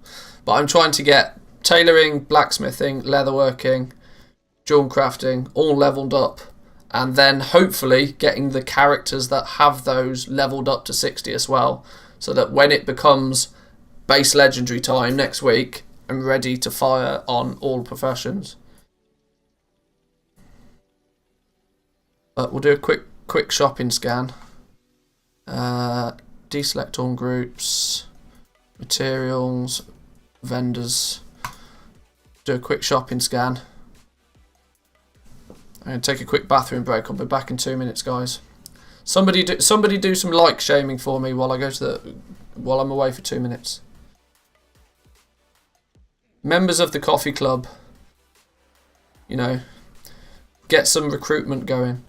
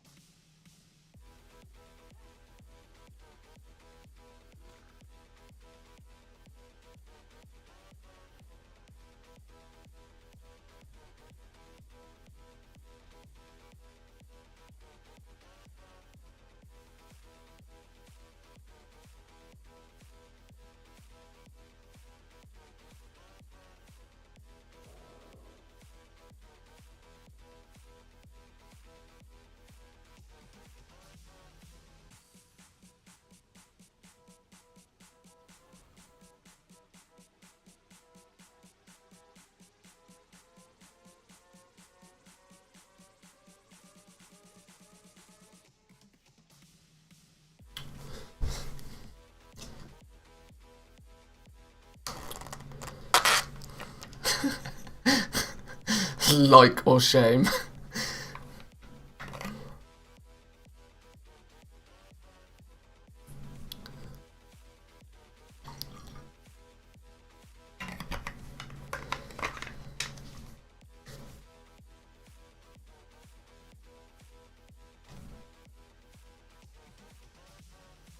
Send him a downvote for love. Well, that's not very nice, is it?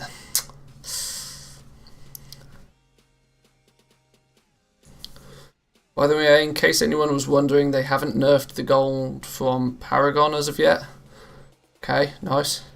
If I level up any toon to 60, can I then use the other leveling option to run Torghast and make legendary gear before I'm 60?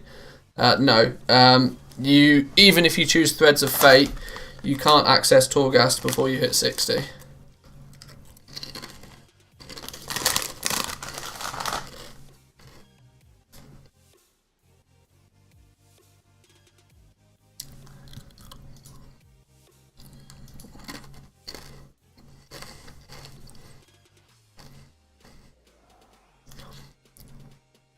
4,500 gold right now on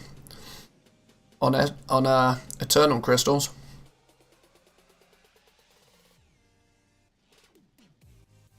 Is there an explanation on how to use the cheat sheet? Yeah, if it's a yellow box, you can change it. If it's not a yellow box, leave it the hell alone, otherwise you'll break stuff.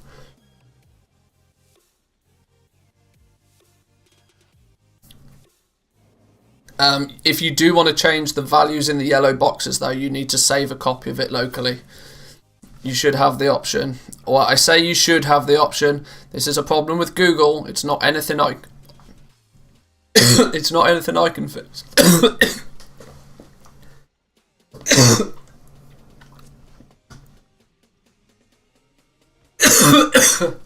Dying.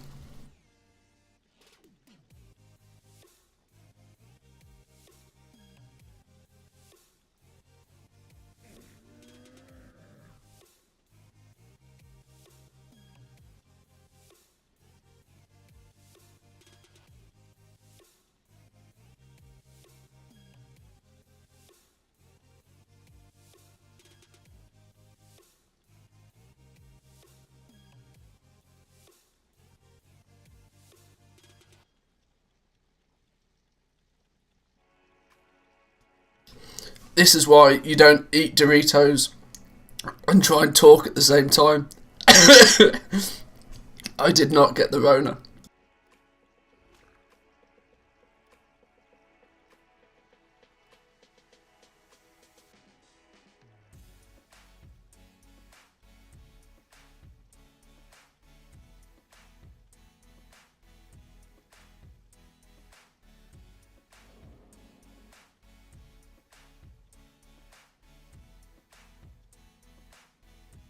Effing chat for me, boys. Woo! That was a mad one.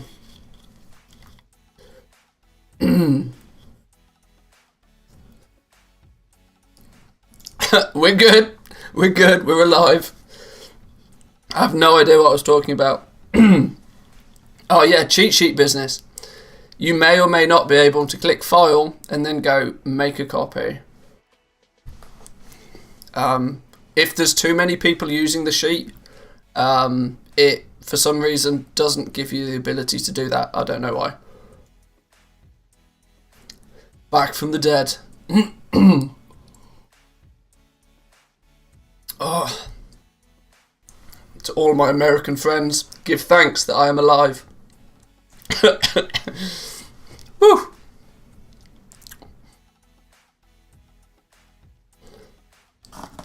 Dorona toes. Cheesy goodness. Nacho cheesy goodness.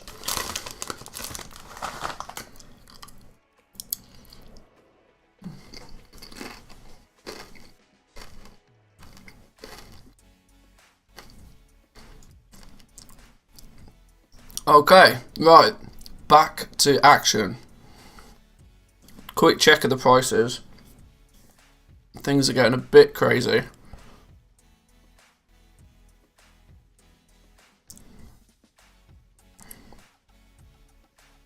Sacred Shards, man. Still 200 gold. I need to level enchanting, actually. Maybe we'll level enchanting. Because we need, well, for no other reason than we just need to level enchanting. How many crystals are even up on the auction house? Look at the prices of these crystals. There's like a few people that seems to be able to dive in with... Oh, it's not even... it's literally just 1s and 2s all the time. The only time you ever see more than 1s or 2s, it's because there's multiple people selling it.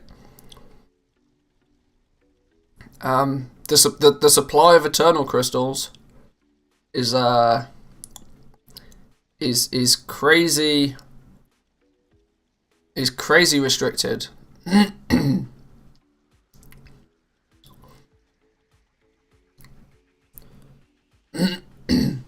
Soul Dust sells for 20 gold each on my realm. So with an average DE of 3 Soul Dust per cloak. I don't think it's an average of 3 Soul Dust. It's like 2.2 maybe.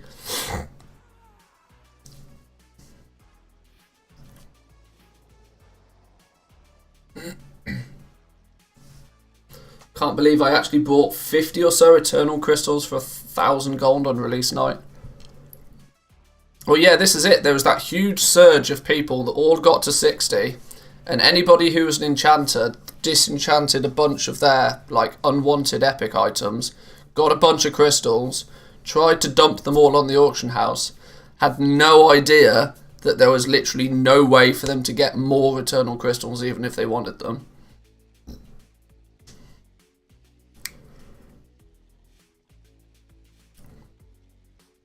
Been getting 2.7 after 132 cloaks. I don't know the exact number, but it's lower than 3. But let's just say between 2 and 3 per cloak. Pick a midpoint of 2.5 if you really want something simple. But the data from the beta, after something like 5,000 disenchants was 2.2. So once you've disenchanted more than 5,000 cloaks, come back and tell me what the disenchanting rate is.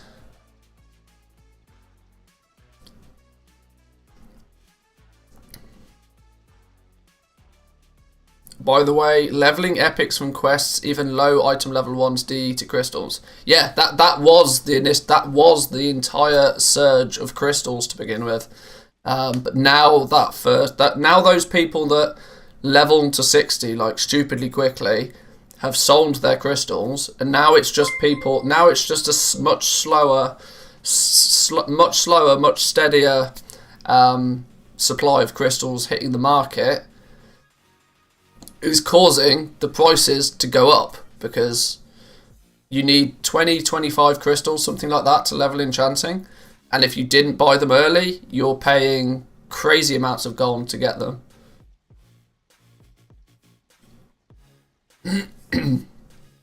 Thanks for the sub, Liam. Welcome.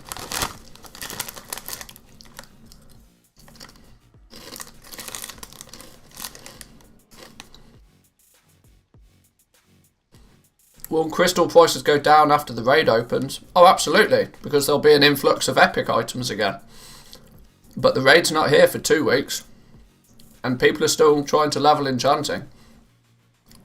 That's the main reason why people want the crystals right now. It's not for enchants, because enchanters aren't bothered about making enchants right now. Some people are, and some people are selling them, but it doesn't make a huge difference.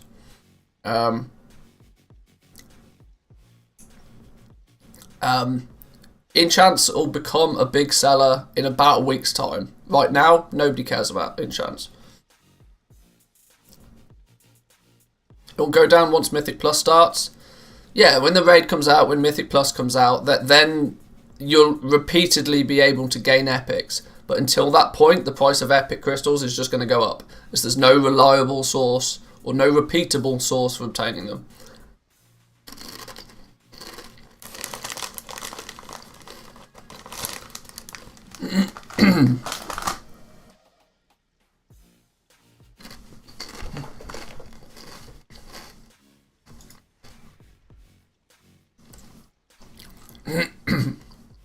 So yeah, make hay whilst the sun shines, I think is the phrase.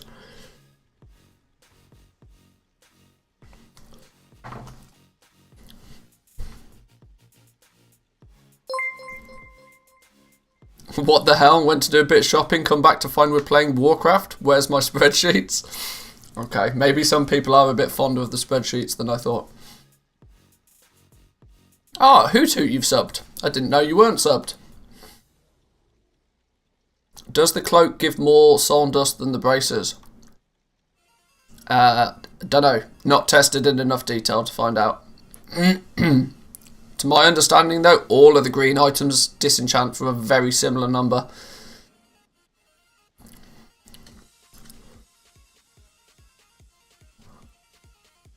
But what I want to actually do now is I need to get my druid through the... Doesn't change my loyalty to your data. Thanks, dude. Thanks, dude. You may notice we have 3 characters in Ouroboros. Ah, Nico. Morning Coffee Club. Welcome, welcome. There we go, boys. They're the kind of numbers we need to be pumping. Love it. Love that stuff. Welcome. We need to get our druid, though, into Shadowlands. Because our druid needs to be doing some... farming. Or at least needs to have the ability to do some farming. Got a crystal from a blue? Whoa, hold on. Hold on. You got a crystal from a blue. What was it that was blue?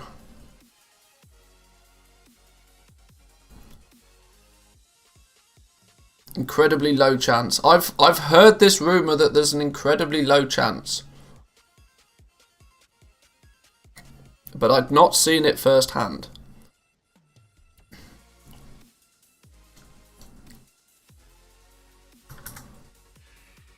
Oh, hang on. This one we need to make...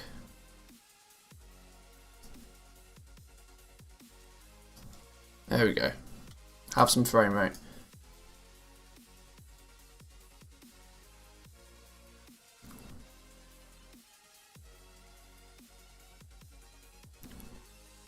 Oh, let's have some free experience.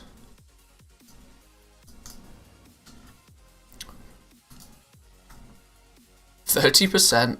I'll take it. Can confirm, just disenchanted all my quest gear so far. Currently level 58 and got, amongst other mats, 2 crystals. I've disenchanted about 500 blue items so far, not a single crystal. We're talking like sub 1% chance then, really, aren't we? Not anything that's considered repeatable.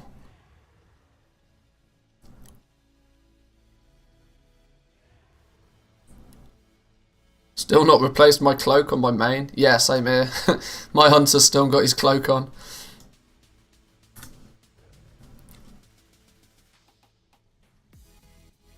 When I go into cat form, why do I also now not have...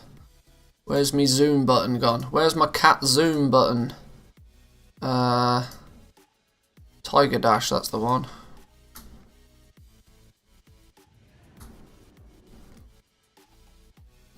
Cloak gets replaced by a quest eventually. Like, really there's, actually you get a 171 cloak when you... on one of the Torghast quests, I think.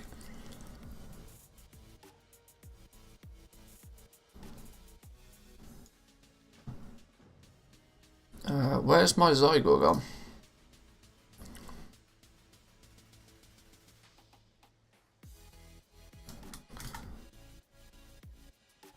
No, we're not doing alchemy. We're not doing alchemy game, we're doing Shadowlands now.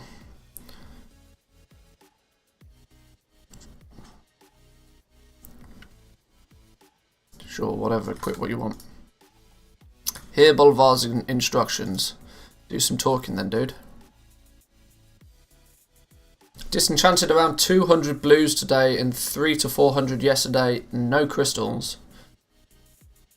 This is interesting. Either the drop chance is stupidly low, or it could just simply be... It could simply be that, like, crafted blue items, there's no chance at all. But, like, the procced epic... like, blue items that you get from quests, maybe there's still a very small chance.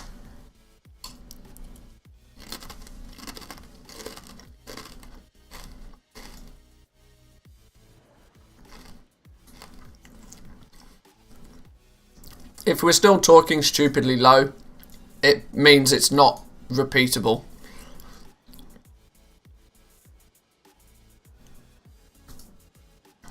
Right. The argument still stands that the only somewhat repeatable content for crystals right now is M0s, but long term it will obviously be the Raid and Mythic Plus is the only like repeatable content for crystals.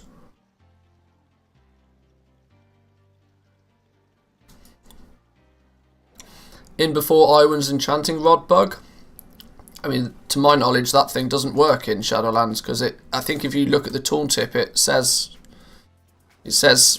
specifically. I mean, obviously, if it's a bug, it's a bug, but I think it says it only works on BFA or Kiltiran and Zandalar materials.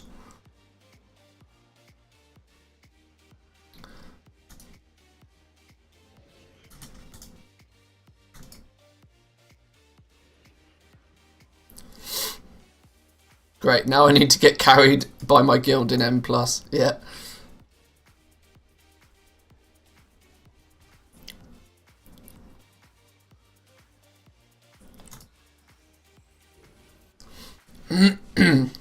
Well, my WoW gold making was just reset yesterday. TSM had a critical error. Instead of posting the legendary item I was trying to sell, it bought one that was 99. It bought one that was 99% of my gold.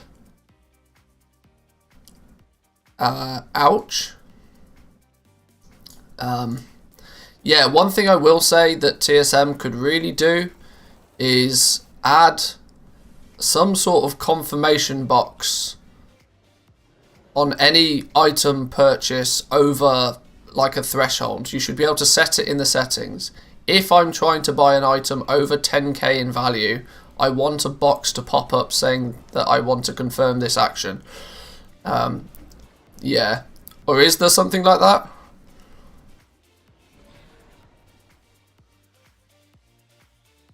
Oh, well, if there is something like that, it does it in Sniper.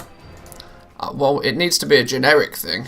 Like, you shouldn't accidentally be able to buy something that's 1,000,000 gold, you know? You should, like, if you're spending that much gold, you should need a confirmation for it.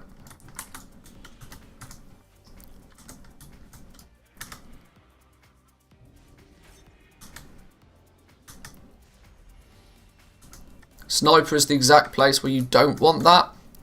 Not really.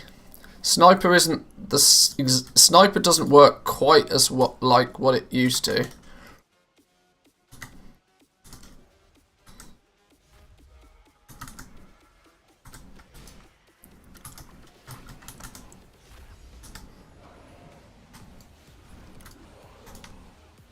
Oh, I can mine these things. Sure. I'll take it.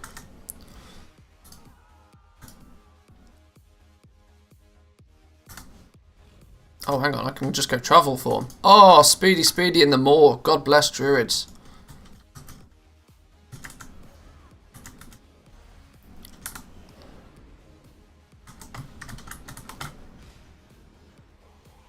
Sold a legendary that was probably 99% of somebody's gold. Great news, my man. Great news. One person's good news is another person's bad news. That's fun. I like that.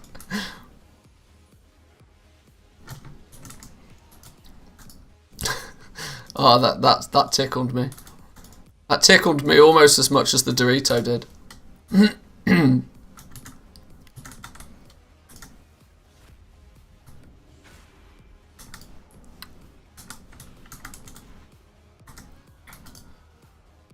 Do you think there'll be other options in the future other than Raid and Mythic Plus? I don't think Blizzard are going to build anything into the game.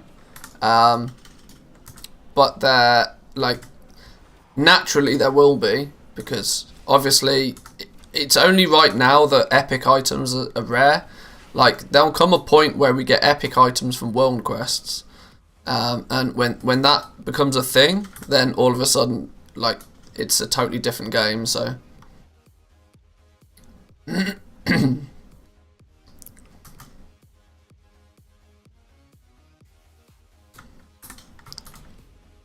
My dude's dead. How am I meant to kill him if he's already dead? Did all the world quests today for Anima. How long does it take to finish the part of the story to unlock Threads of Fate? If you've done the bit that's there's a part of the story campaign that's like, what is it? It's like complete 3 world quests or something like that. That's meant to be the trigger for Threads of Fate on the account.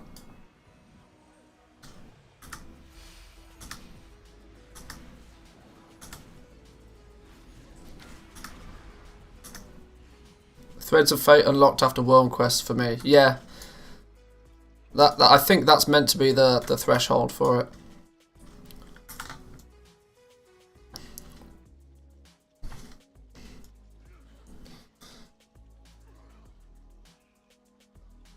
Oh, sold another jewel crafting ring, 6.5k.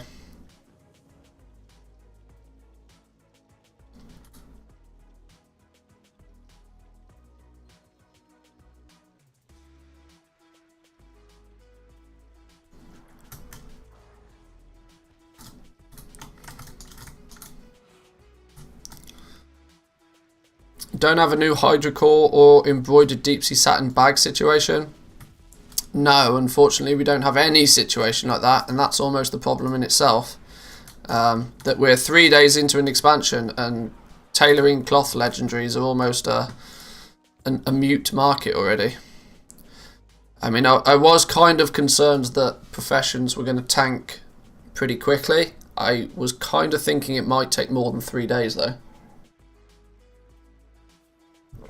Now, most things it's fine. It's only tailoring that I'm heavily concerned about. Simply because there's no way that,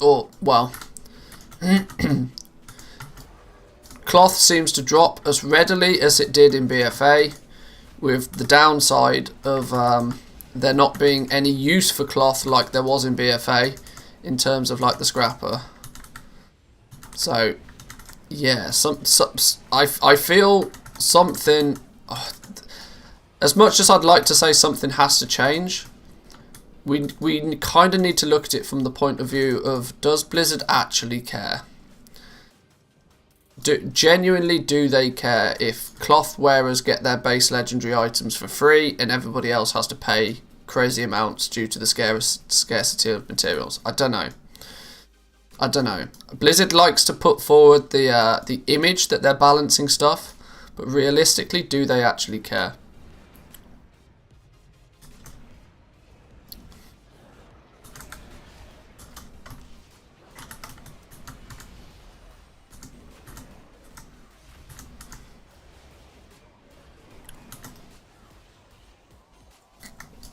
Heavy Callus is the crazy one on our server. Well, this is it. Like the other professions, a profession that's not tailoring right now.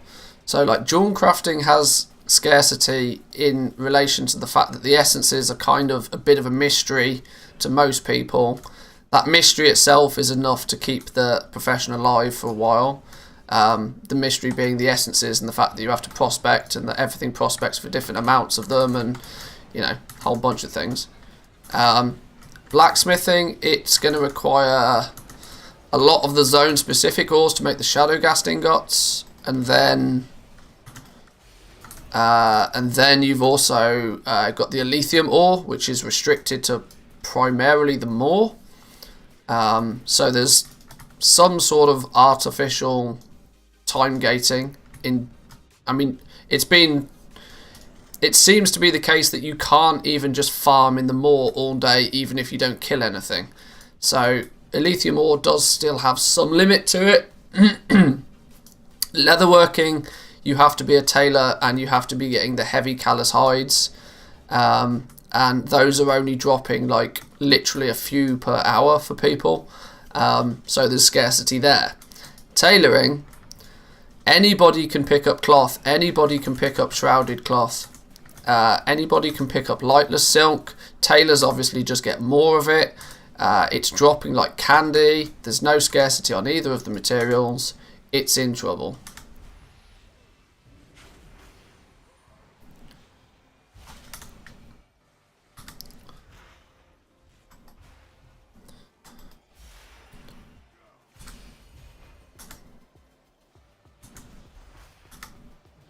Sniped a bunch of lithium for 200 gold. Is there any use for it right now? Blacksmiths need it in very small quantities, not huge amounts. Jewel crafters are probably going to use it. Long term, jewel crafters are probably going to use it to hunt down the essences. I'm still not sure of what the ratio is going to be between the zone specific ore and the lithium for when it comes to essences. I feel that lithium ore is going to be still pretty valuable to jewel crafters for a while. I've not decided on exact ratios and numbers though. We did 2 hours of spreadsheet work this morning and I still didn't really get the answer I wanted, so I'll give it another go later. Primos, thanks for the sub, welcome. Blizzard cares about players not complaining too much, especially on YouTube. As long as they're only complaining a little bit, they don't care. It's when everybody starts complaining they start to care. What you craft with shrouded cloth if below 8 gold? The cape. Tailoring cape. Watch yesterday's video.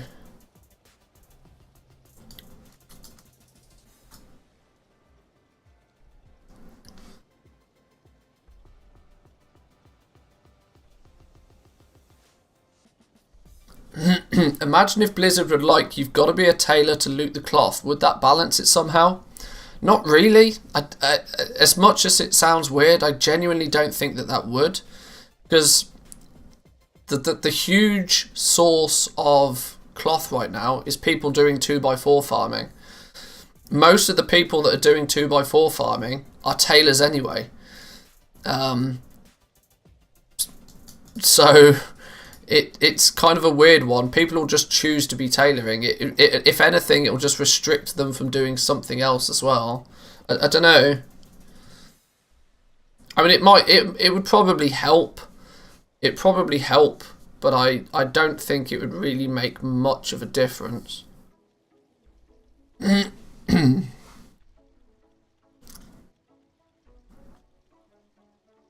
This RP section is so frustrating. It takes forever.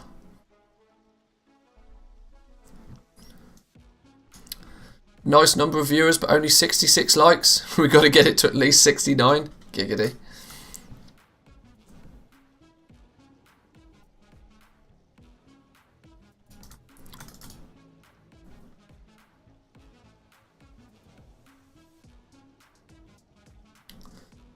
Bought 64k, smart average 5.9 gold.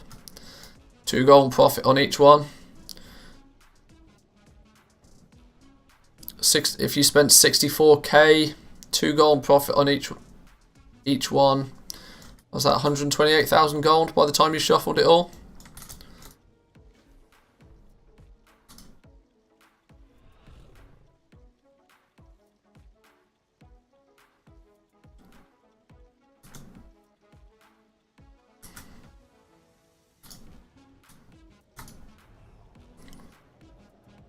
Is 2x4 farming a big goal maker right now? It's a big goal maker if you can sell the epics that you get.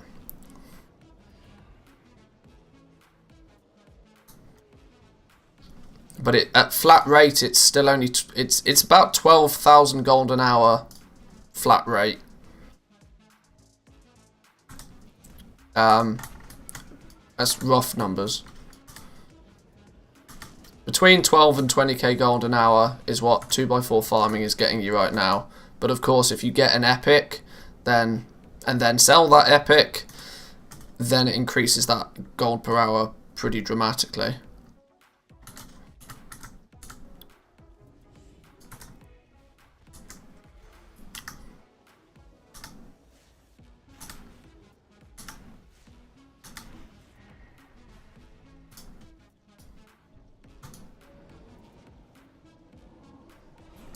Everybody being able to collect cloth came from the time when we've had first aid. Well, that's a good point actually. That was kind of the reason why it was a thing in the first place.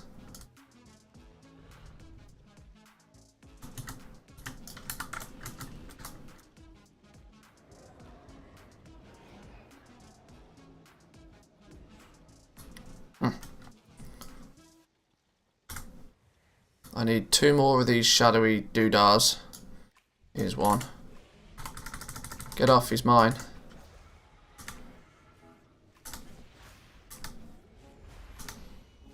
Oh, the likes went past 69, but the concurrent viewers also went up, so I'll let you off. Good job, boys and girls, well done. Yeah, considering we don't really have first aid anymore, maybe making it so that cloth couldn't drop unless you're a tailor would be a sensible move, maybe.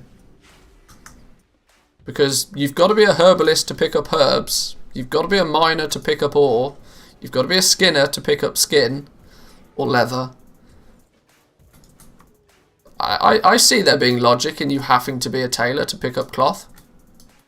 I mean, it's still technically scavenging. Like, yeah. I see that being a thing.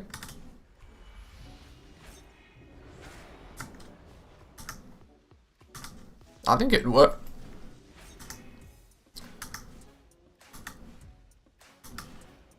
How's that work with blacksmiths, though? Well, I mean, a blacksmith can't pick up ore even. Like, a blacksmith still can't pick up ore. It knows what to do with it once it's got it, but it can't pick it up.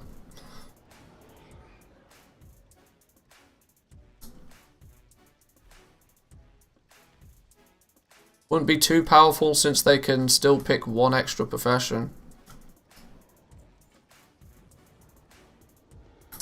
I kind of like that idea.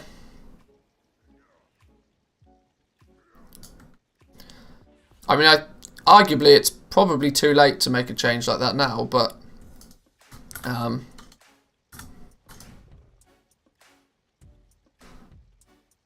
all I'm hearing is an argument for a new gathering profession. What, if cloth scavenging was just a profession by itself, you mean?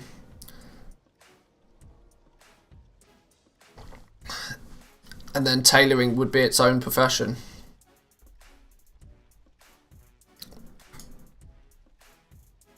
I can't see any objections to that.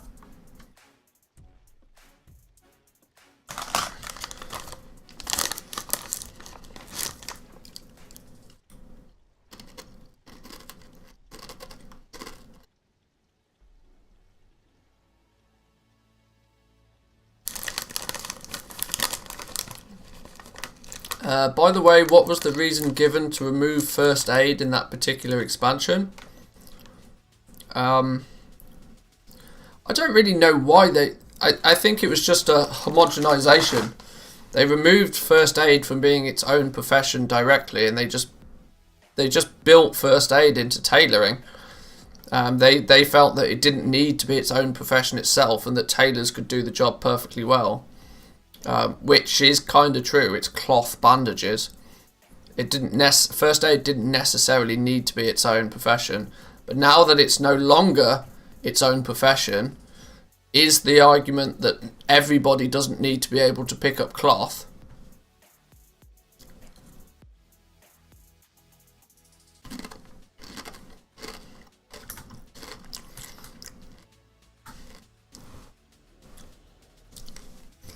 Why bandages over a health pot or food? They're on different cooldowns, I believe.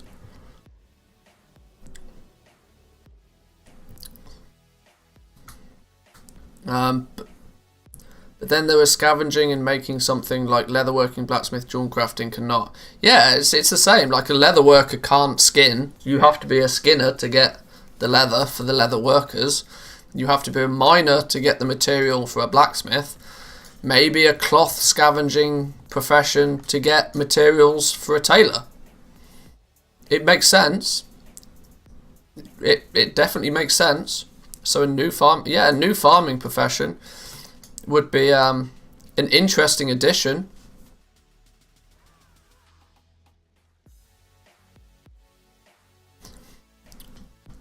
For people who grew up since vanilla, it just felt natural that humanoids drop both cloth and gold. But we're 16 years away from vanilla now. The rest of the game has changed completely.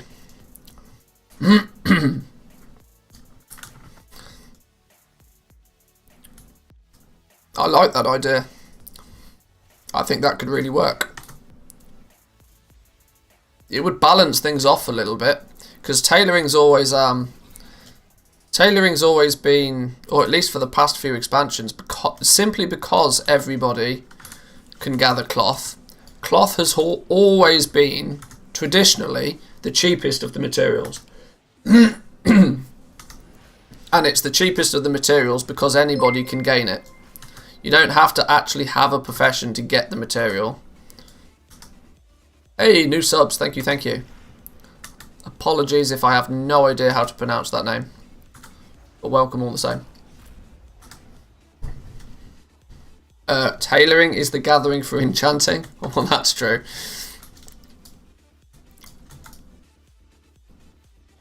A new video idea. It's a nice discussion piece video, yeah.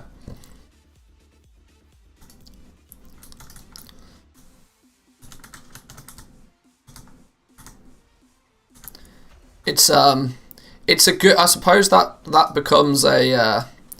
It's not I wouldn't necessarily say it's its own video by itself, but what I would say is it's a night, because I don't like to just tell Blizzard that something is wrong with their game. If I tell them something is wrong with their game, I like to come up with at least a solution.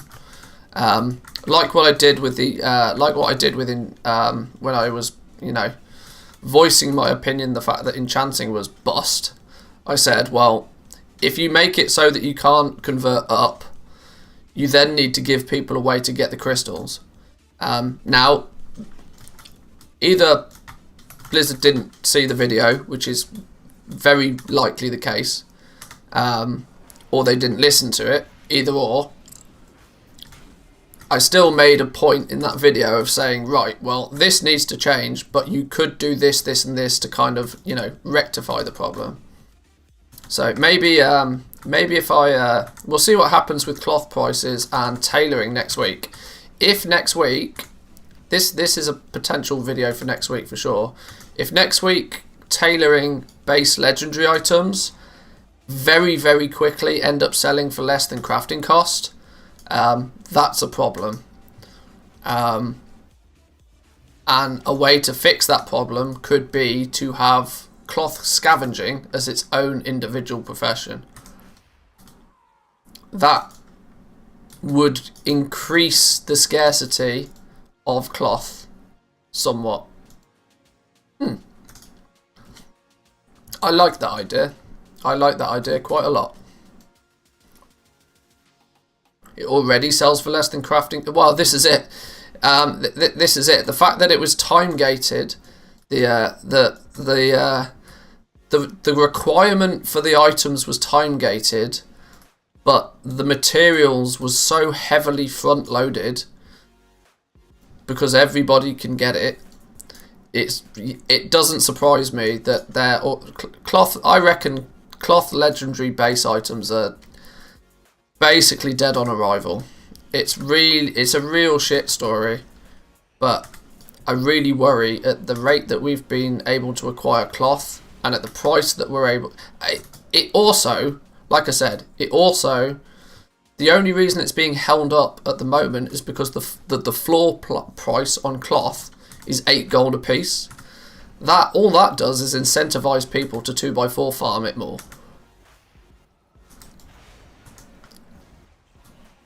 Yeah, I don't know. It's really weird. It's a real conflict of like emotions, because it's nice that in a way it's nice that you can go and do some 2x4 farming and the cloth that you get actually has some inherent value still.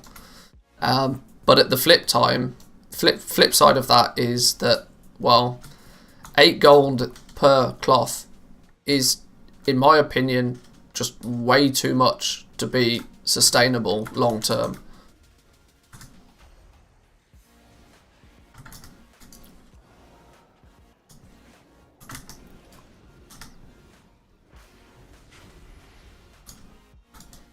Most people can use a cloak for their BIS Lego as well. Just another jab at professions. Well, that's it. Yeah, the fact that tailors make the cloak, which is then that you could consider the cloak as valuable as the ring or the trinket for jewel crafters, say. Yet the cost of creating the jewel crafting ring or jewel crafting neck, which has this arguably the same target audience because everybody can equip the neck and everybody can equip the ring, as the tailoring cloak. Yet the tailoring cloak is going to basically be free. I don't know.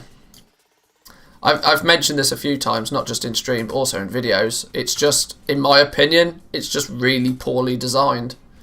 That's the God's honest truth of it. That if a developer put more than... If the development team for Blizzard put more than an afternoon's worth of effort into the professions, they'd see this themselves. But they've gone with a copy-paste approach from BFA and not realised what was actually holding... The thread that was holding everything together in BFA was Expulsum.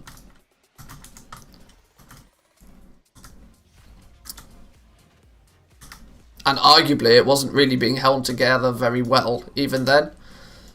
To now have nothing like Expulsum has made the whole system weirder even still.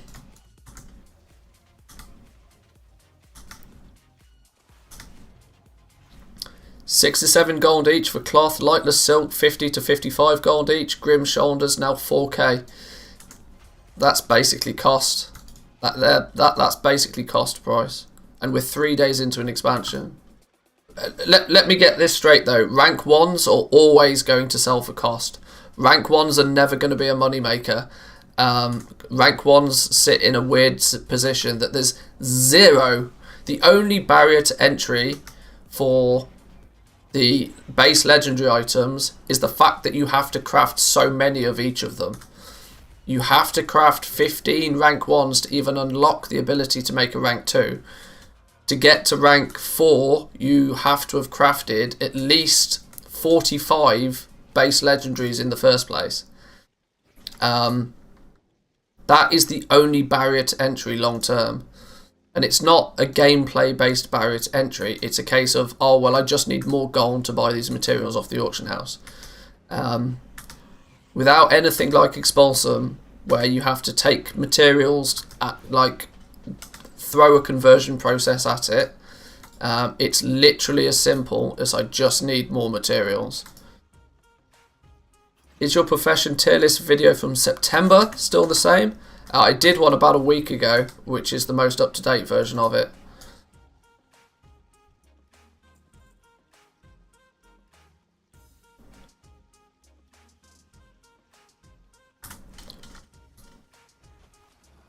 I need to unlock a few things, right? No, I'm good. What's the item level of rank 4? I want to say 235. Or it might be less than that. I'm not sure. I can't remember. But they've also changed it. Rank 1s are now only 175. Is that right?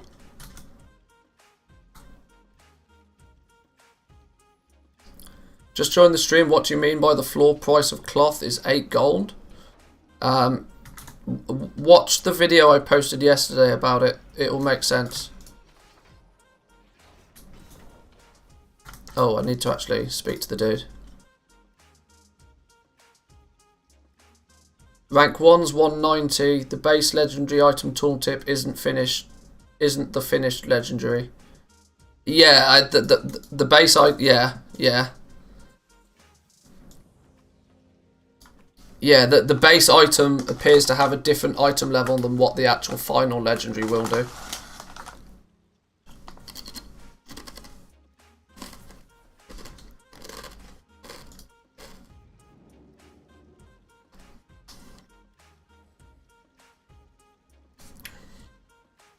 What's the deal with no faster gathering enchant?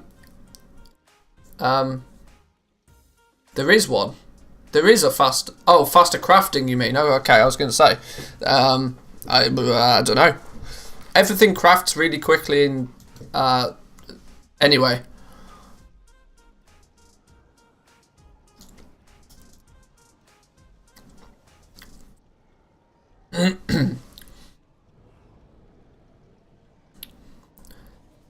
Rank 2s go for 200k on my server.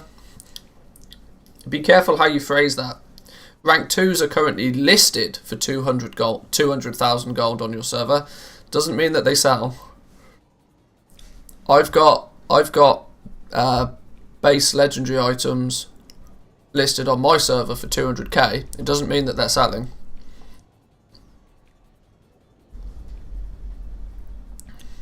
Milling 126 decks worth of materials is not fast. Well, that's true, but that's a very extreme scenario. Blizzard probably wouldn't recommend you be doing that anyway. So they're unlikely to give you an enchant to make it easier. I accidentally bought 5,000 sealing wax instead of aerated water. Oh, oops. Oh, it's not funny. It's not funny, honest.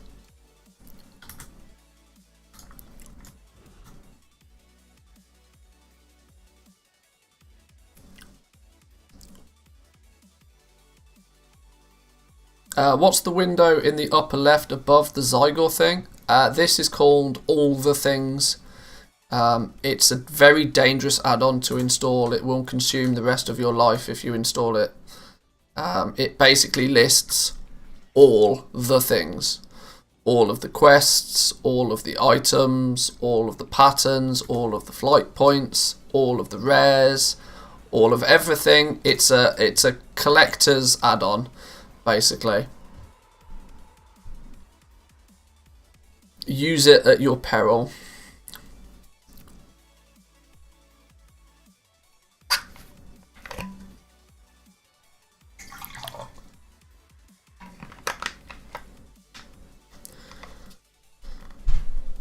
I reported what I think is a bot farm in Warlords of Draenor a while back at the pinch whistle point. Blizzard customer service sent me an in-game mail today thanking me, saying an action was taken. Fair play.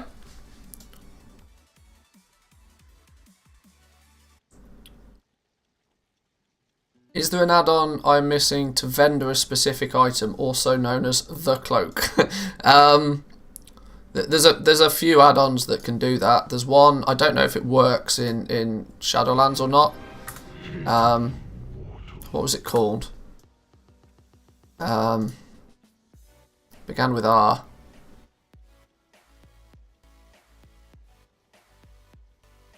What was it called? There is oh Jesus, I can't remember what the add-on's called. Peddler does it. There's a fair few add-ons that can do it. You can do it with TSM. There's a specific add-on that people use. I can't remember what it's called.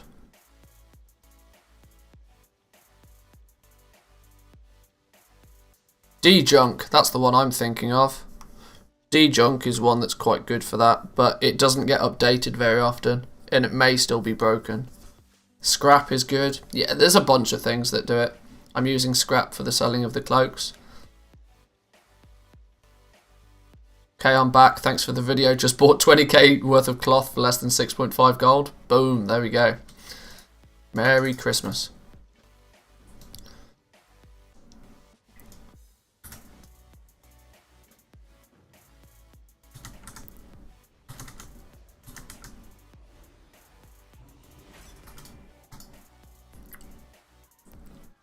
How much dust will I get if I DE the cloak? I've not tested it on the live version of the game. I'm going by data that has been given to me, but it's been given to me by a trusted source, which is on average 2.2 dust per disenchant.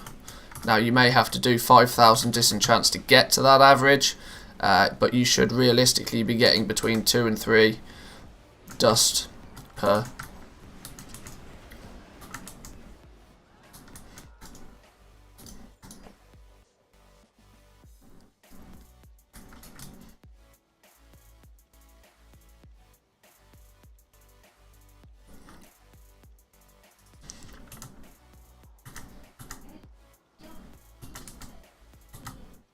Can I get the tag on these before they die?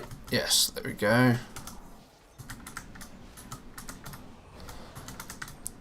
just dot everything up and wait for it to die.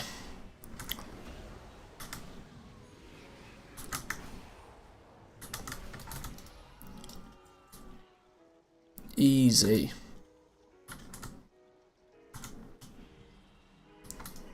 What do I still need?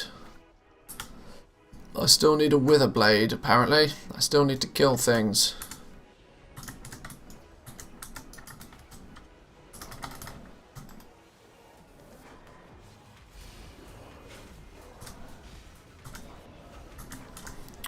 I wish I knew how to play a boomkin. I just dot things up and then cast Starfall and hope it dies quick enough.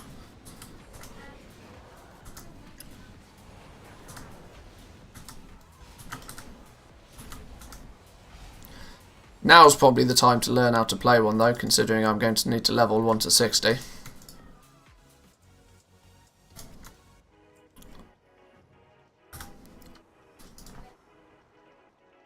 My druid though is going to go Threads of Fate. Easy game, straight into Threads of Fate. Then I can pick a zone and I can just level in whichever zone I want. Level by herbing and mining, pretty much will be the plan for the druid. Once I've got Threads of Fate and I can traverse the world as needs be, I don't technically need to get to 60 on this character anytime soon. It would be nice to get to 60 so I can do some farming in the moor, but I don't plan to do that much farming anyway.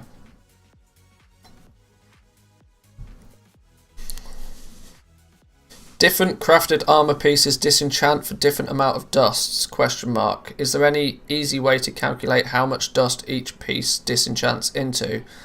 For starters, the data seems to indicate that crafted greens disenchant for the same amount regardless.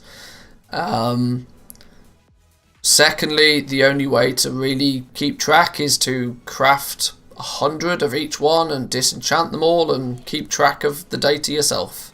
There's not really any easier way to calculate it than that.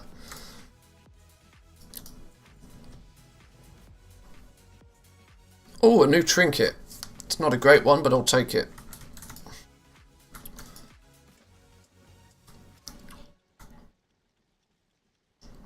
I really need to find a druid playstyle that works for me. Yeah, I've never enjoyed the druid. I've never the closest I've ever come to playing a druid a lot. I played Feral for a while. It felt too much. I don't know.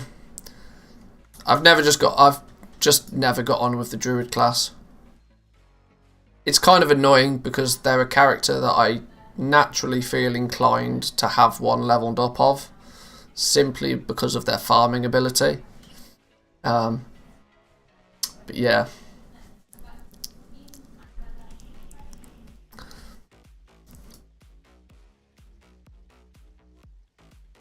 Mop Feral was number 1, then they ruined it and forgot about it. Yeah, plus I don't think Feral's had any love for a long time. Can't you pull this whole zone? Have they changed this? Should we see if they've changed it?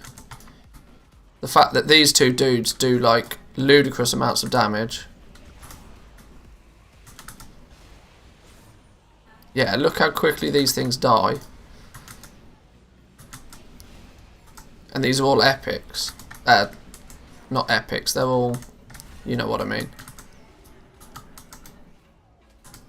These two dudes are just going ham, killing everything.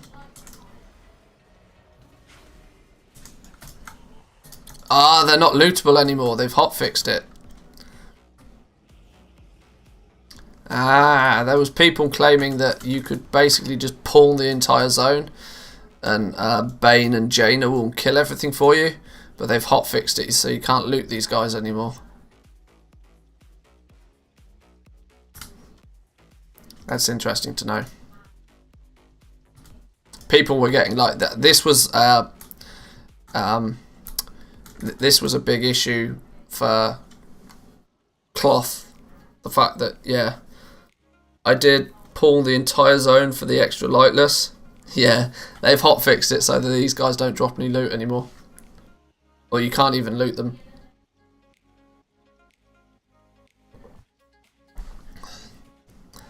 Any idea why TSM doesn't show disenchant value on the tooltip even though I have it enabled in settings?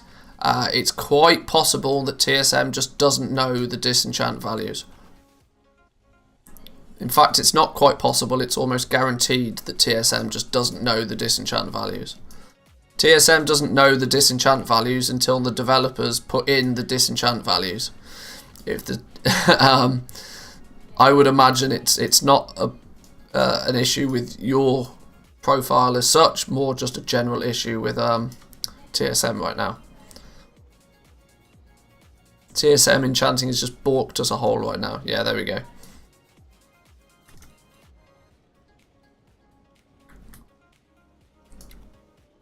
You've got 9 hours of lessons today. Ah, rip your playtime. Sucks to be somebody with a full-time job, right?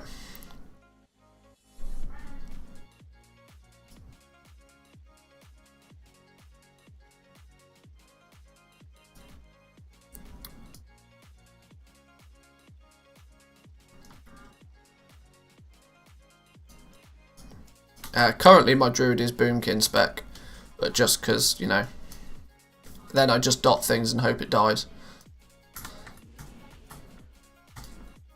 I don't plan to ever be invested in the druid in any way, shape or form, so if I can just stumble my way to 60 by doing some farming, I'll do that over time.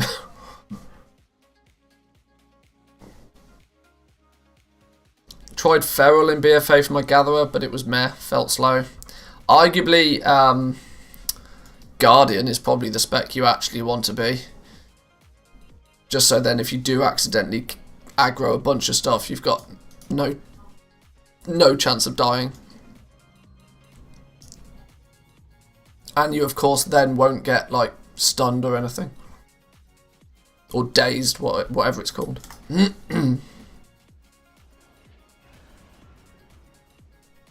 Is there a reason why Feral is memed on? It's memed on because it's pretty terrible. And has been pretty terrible for a good while. Guardian, I just pull the entire zone and YOLO it. Yeah. Just pull all of the things.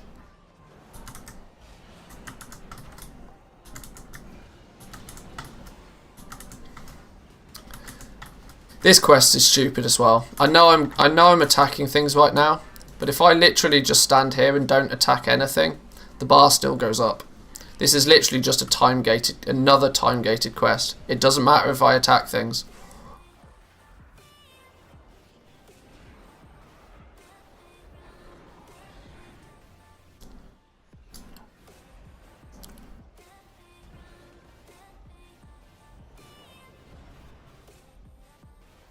Feral was objectively the better druid DPS spec in Season 4.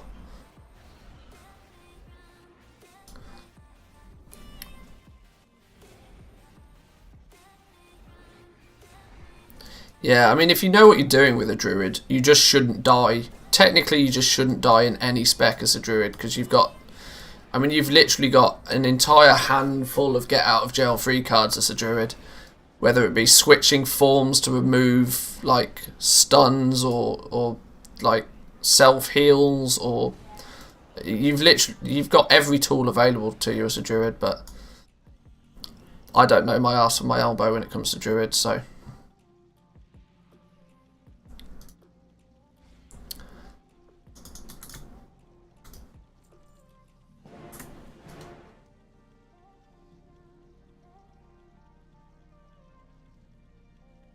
Now we should be like, here, have some threads of fate. Counts as RP time towards that 25% of the playtime required to get to 60 being RP counter. Yeah. True that. I'm ready to choose my fate. Threads of fate. Type fate into the field to confirm. Really? They had to do this?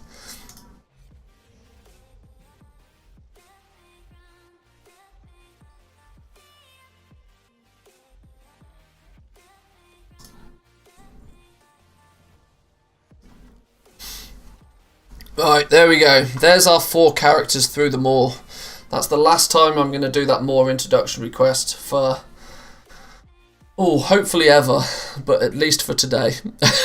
At least for today.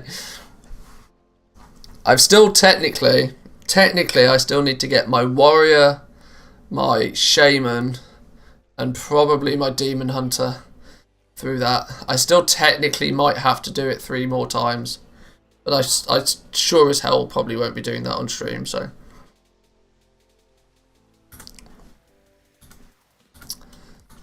But now I should be able to just go get my Covenant. I'm going Night Fae on my Druid. I know I'm going Night Fae. Back to the spreadsheet. No, we're going to get back to some crafting. Crafting and profession leveling. That's the name of the game today. Well, that's meant to be the name of the game today. I'm aware I've been streaming for 3 hours already and we've not really done much of a muchness, but hang on. Let me Hunter's Necrolord, Mage is Venthyr, Paladin is going to go Kyrian, Night Faith my Druid. Yeah, sure.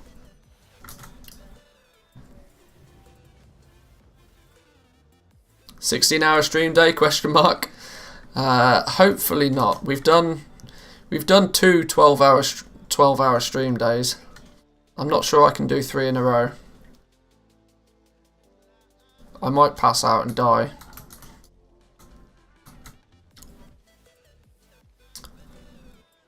Show me where I can help. So now I can just go wherever the hell I want. Wherever the hell I want.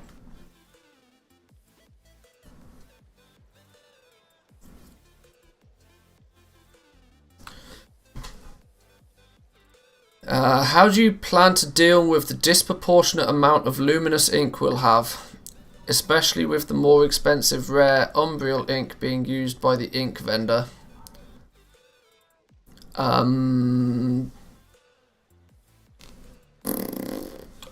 haven't really thought that far ahead. Hadn't really thought that far ahead. Arguably, I'd focus on milling the inks that give me more Umbriel inks. There are 2 of the zone-specific herbs that, when milled, will give you a greater percentage of Umbriel ink over luminous ink.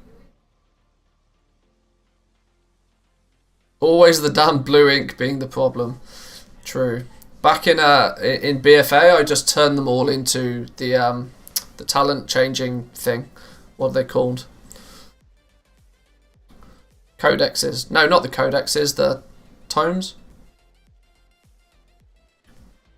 I've seen too much competition for inscription on my main. What are some good professions I can pick up, preferably cheap to level? None of them are really expensive to level right now. Tomes, there we go.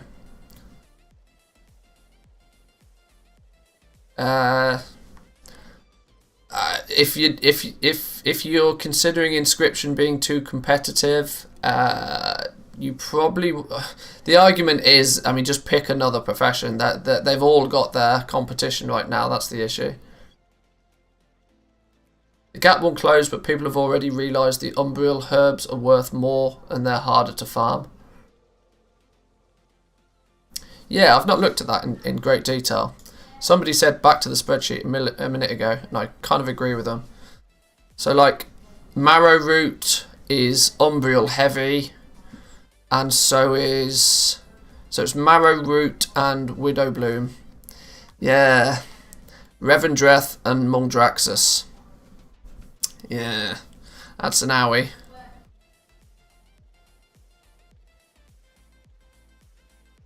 Oxanor is listed twice in the boxes on the right. Phaedrum is the one that seems to be missing. Probably.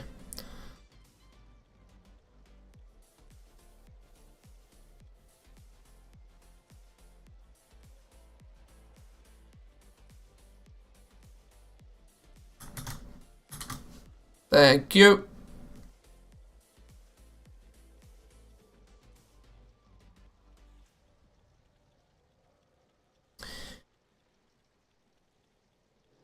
Yeah, it's probably, yeah, you're probably just going to have to focus on Widow Bloom and Marrow Root, but if that's disproportionately more expensive to buy in the first place, then yeah, maybe you will just end up with a lot more luminous pigment. I can't remember for the life of me what the dump is for luminous pigment. The problem is everything kind of uses some of both. There's not... Yeah, I'm not sure. I've not thought that far ahead. I've not actually leveled Inscription even yet. The new Ultramarine, exactly.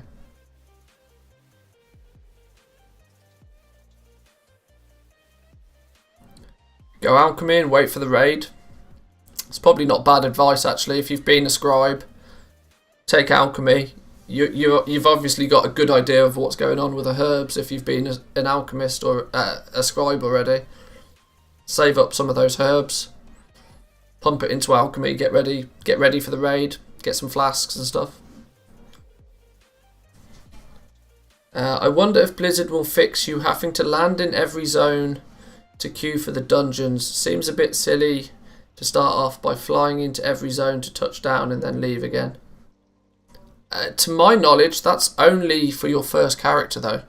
If you choose Threads of Fate, all of the dungeons become available to you.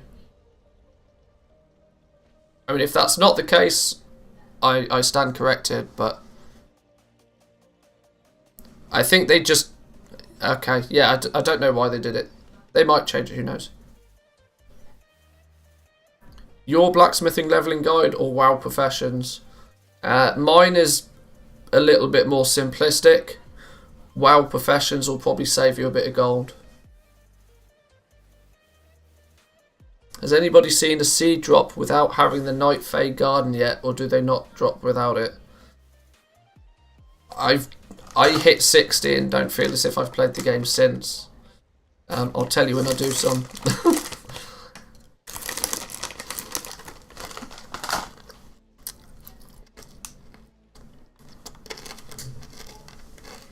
But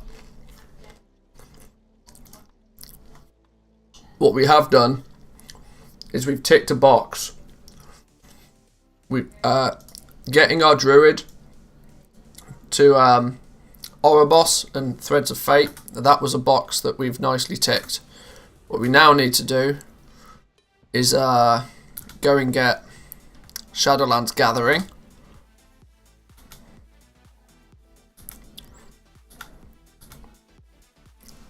Now, I'm probably not necessarily going to start actually doing gathering right away. Where's herbalism and mining? Mining's in the middle. Is this herbalism? Here's herbalism. Yoink. And is mining this one? Here's mining. Yoink. Right, so Druid is perceivably ready. Gathering enchant may not go amiss. I'll make that when I level enchanting.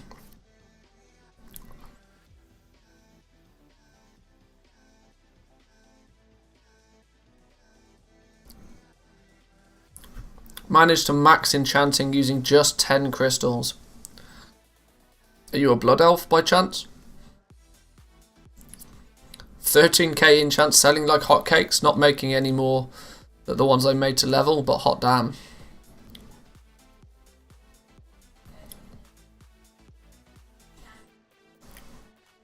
Yeah, I need to level enchanting. I need to get some sacred shards at a good price before I can level enchanting. I need to do a quick cancel scan though, because nothing is selling because I'm not doing the cancel scan game. Just unlearned my fully skilled leatherworking instead of skinning. Oh dear. Oh dear. Oops. 5k from being profitable today. Yeah, I'm nowhere near being profitable today.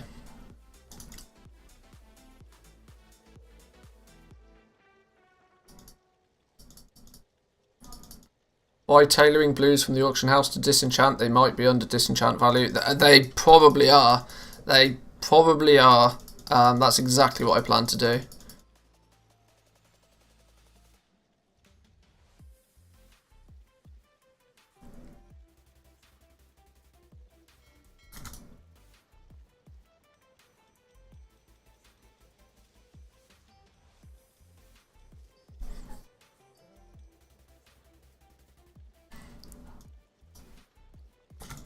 Let's get these back up on the auction house. Run post scan.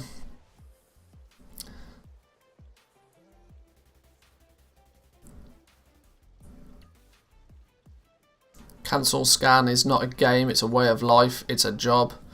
Yeah, I kind of agree. That seems a reasonable price.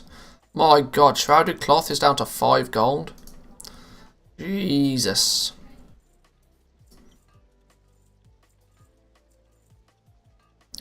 Essence of servitude. Down to 400 gold. Who's done that then? Fool.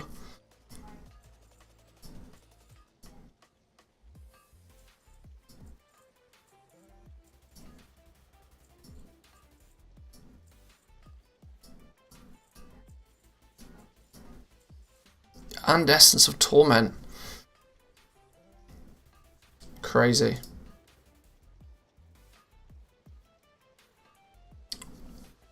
I need to keep a really close eye on these torments, or the essences. I think people on my server are really snoozing on how many of them you need and how much it costs to get them when you need them. I think people are really snoozing hard on that. People are seeing the essences right now as a byproduct, not realising what their actual value is when you need them. Because if you need to start prospecting to get essences, it starts to get really expensive very quickly.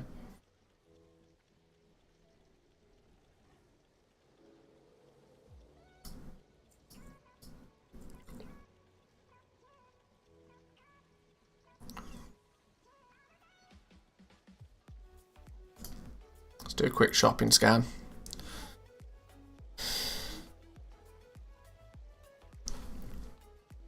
Is there any TSM group with the BOE, World Drop Blue items? I've not put together one, no.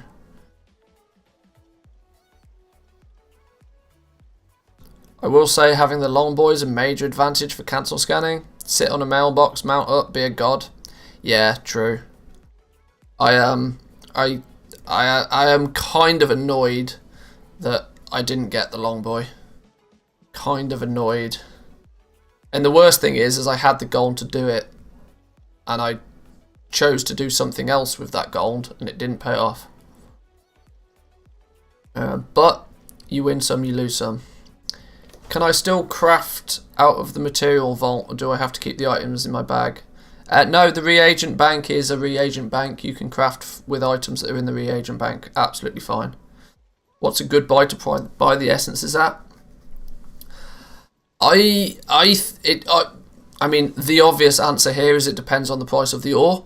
But I don't see the essences when the base legendary game kicks into gear next week.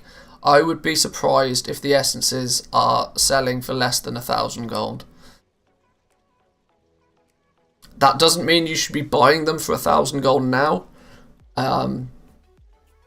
There's a good likelihood that you can pick them up for a few hundred gold at the moment, because right now people see them as the byproduct. They're making so much gold selling gems and selling the rings and necklaces. So at 350, I think I bought a whole load of them. I invested pretty heavy in them this morning, and my average buy price was 321 gold, and I bought almost 300 of them. And that's just of the torment. But I'm going to take a quick bathroom break. I'll be back in 2.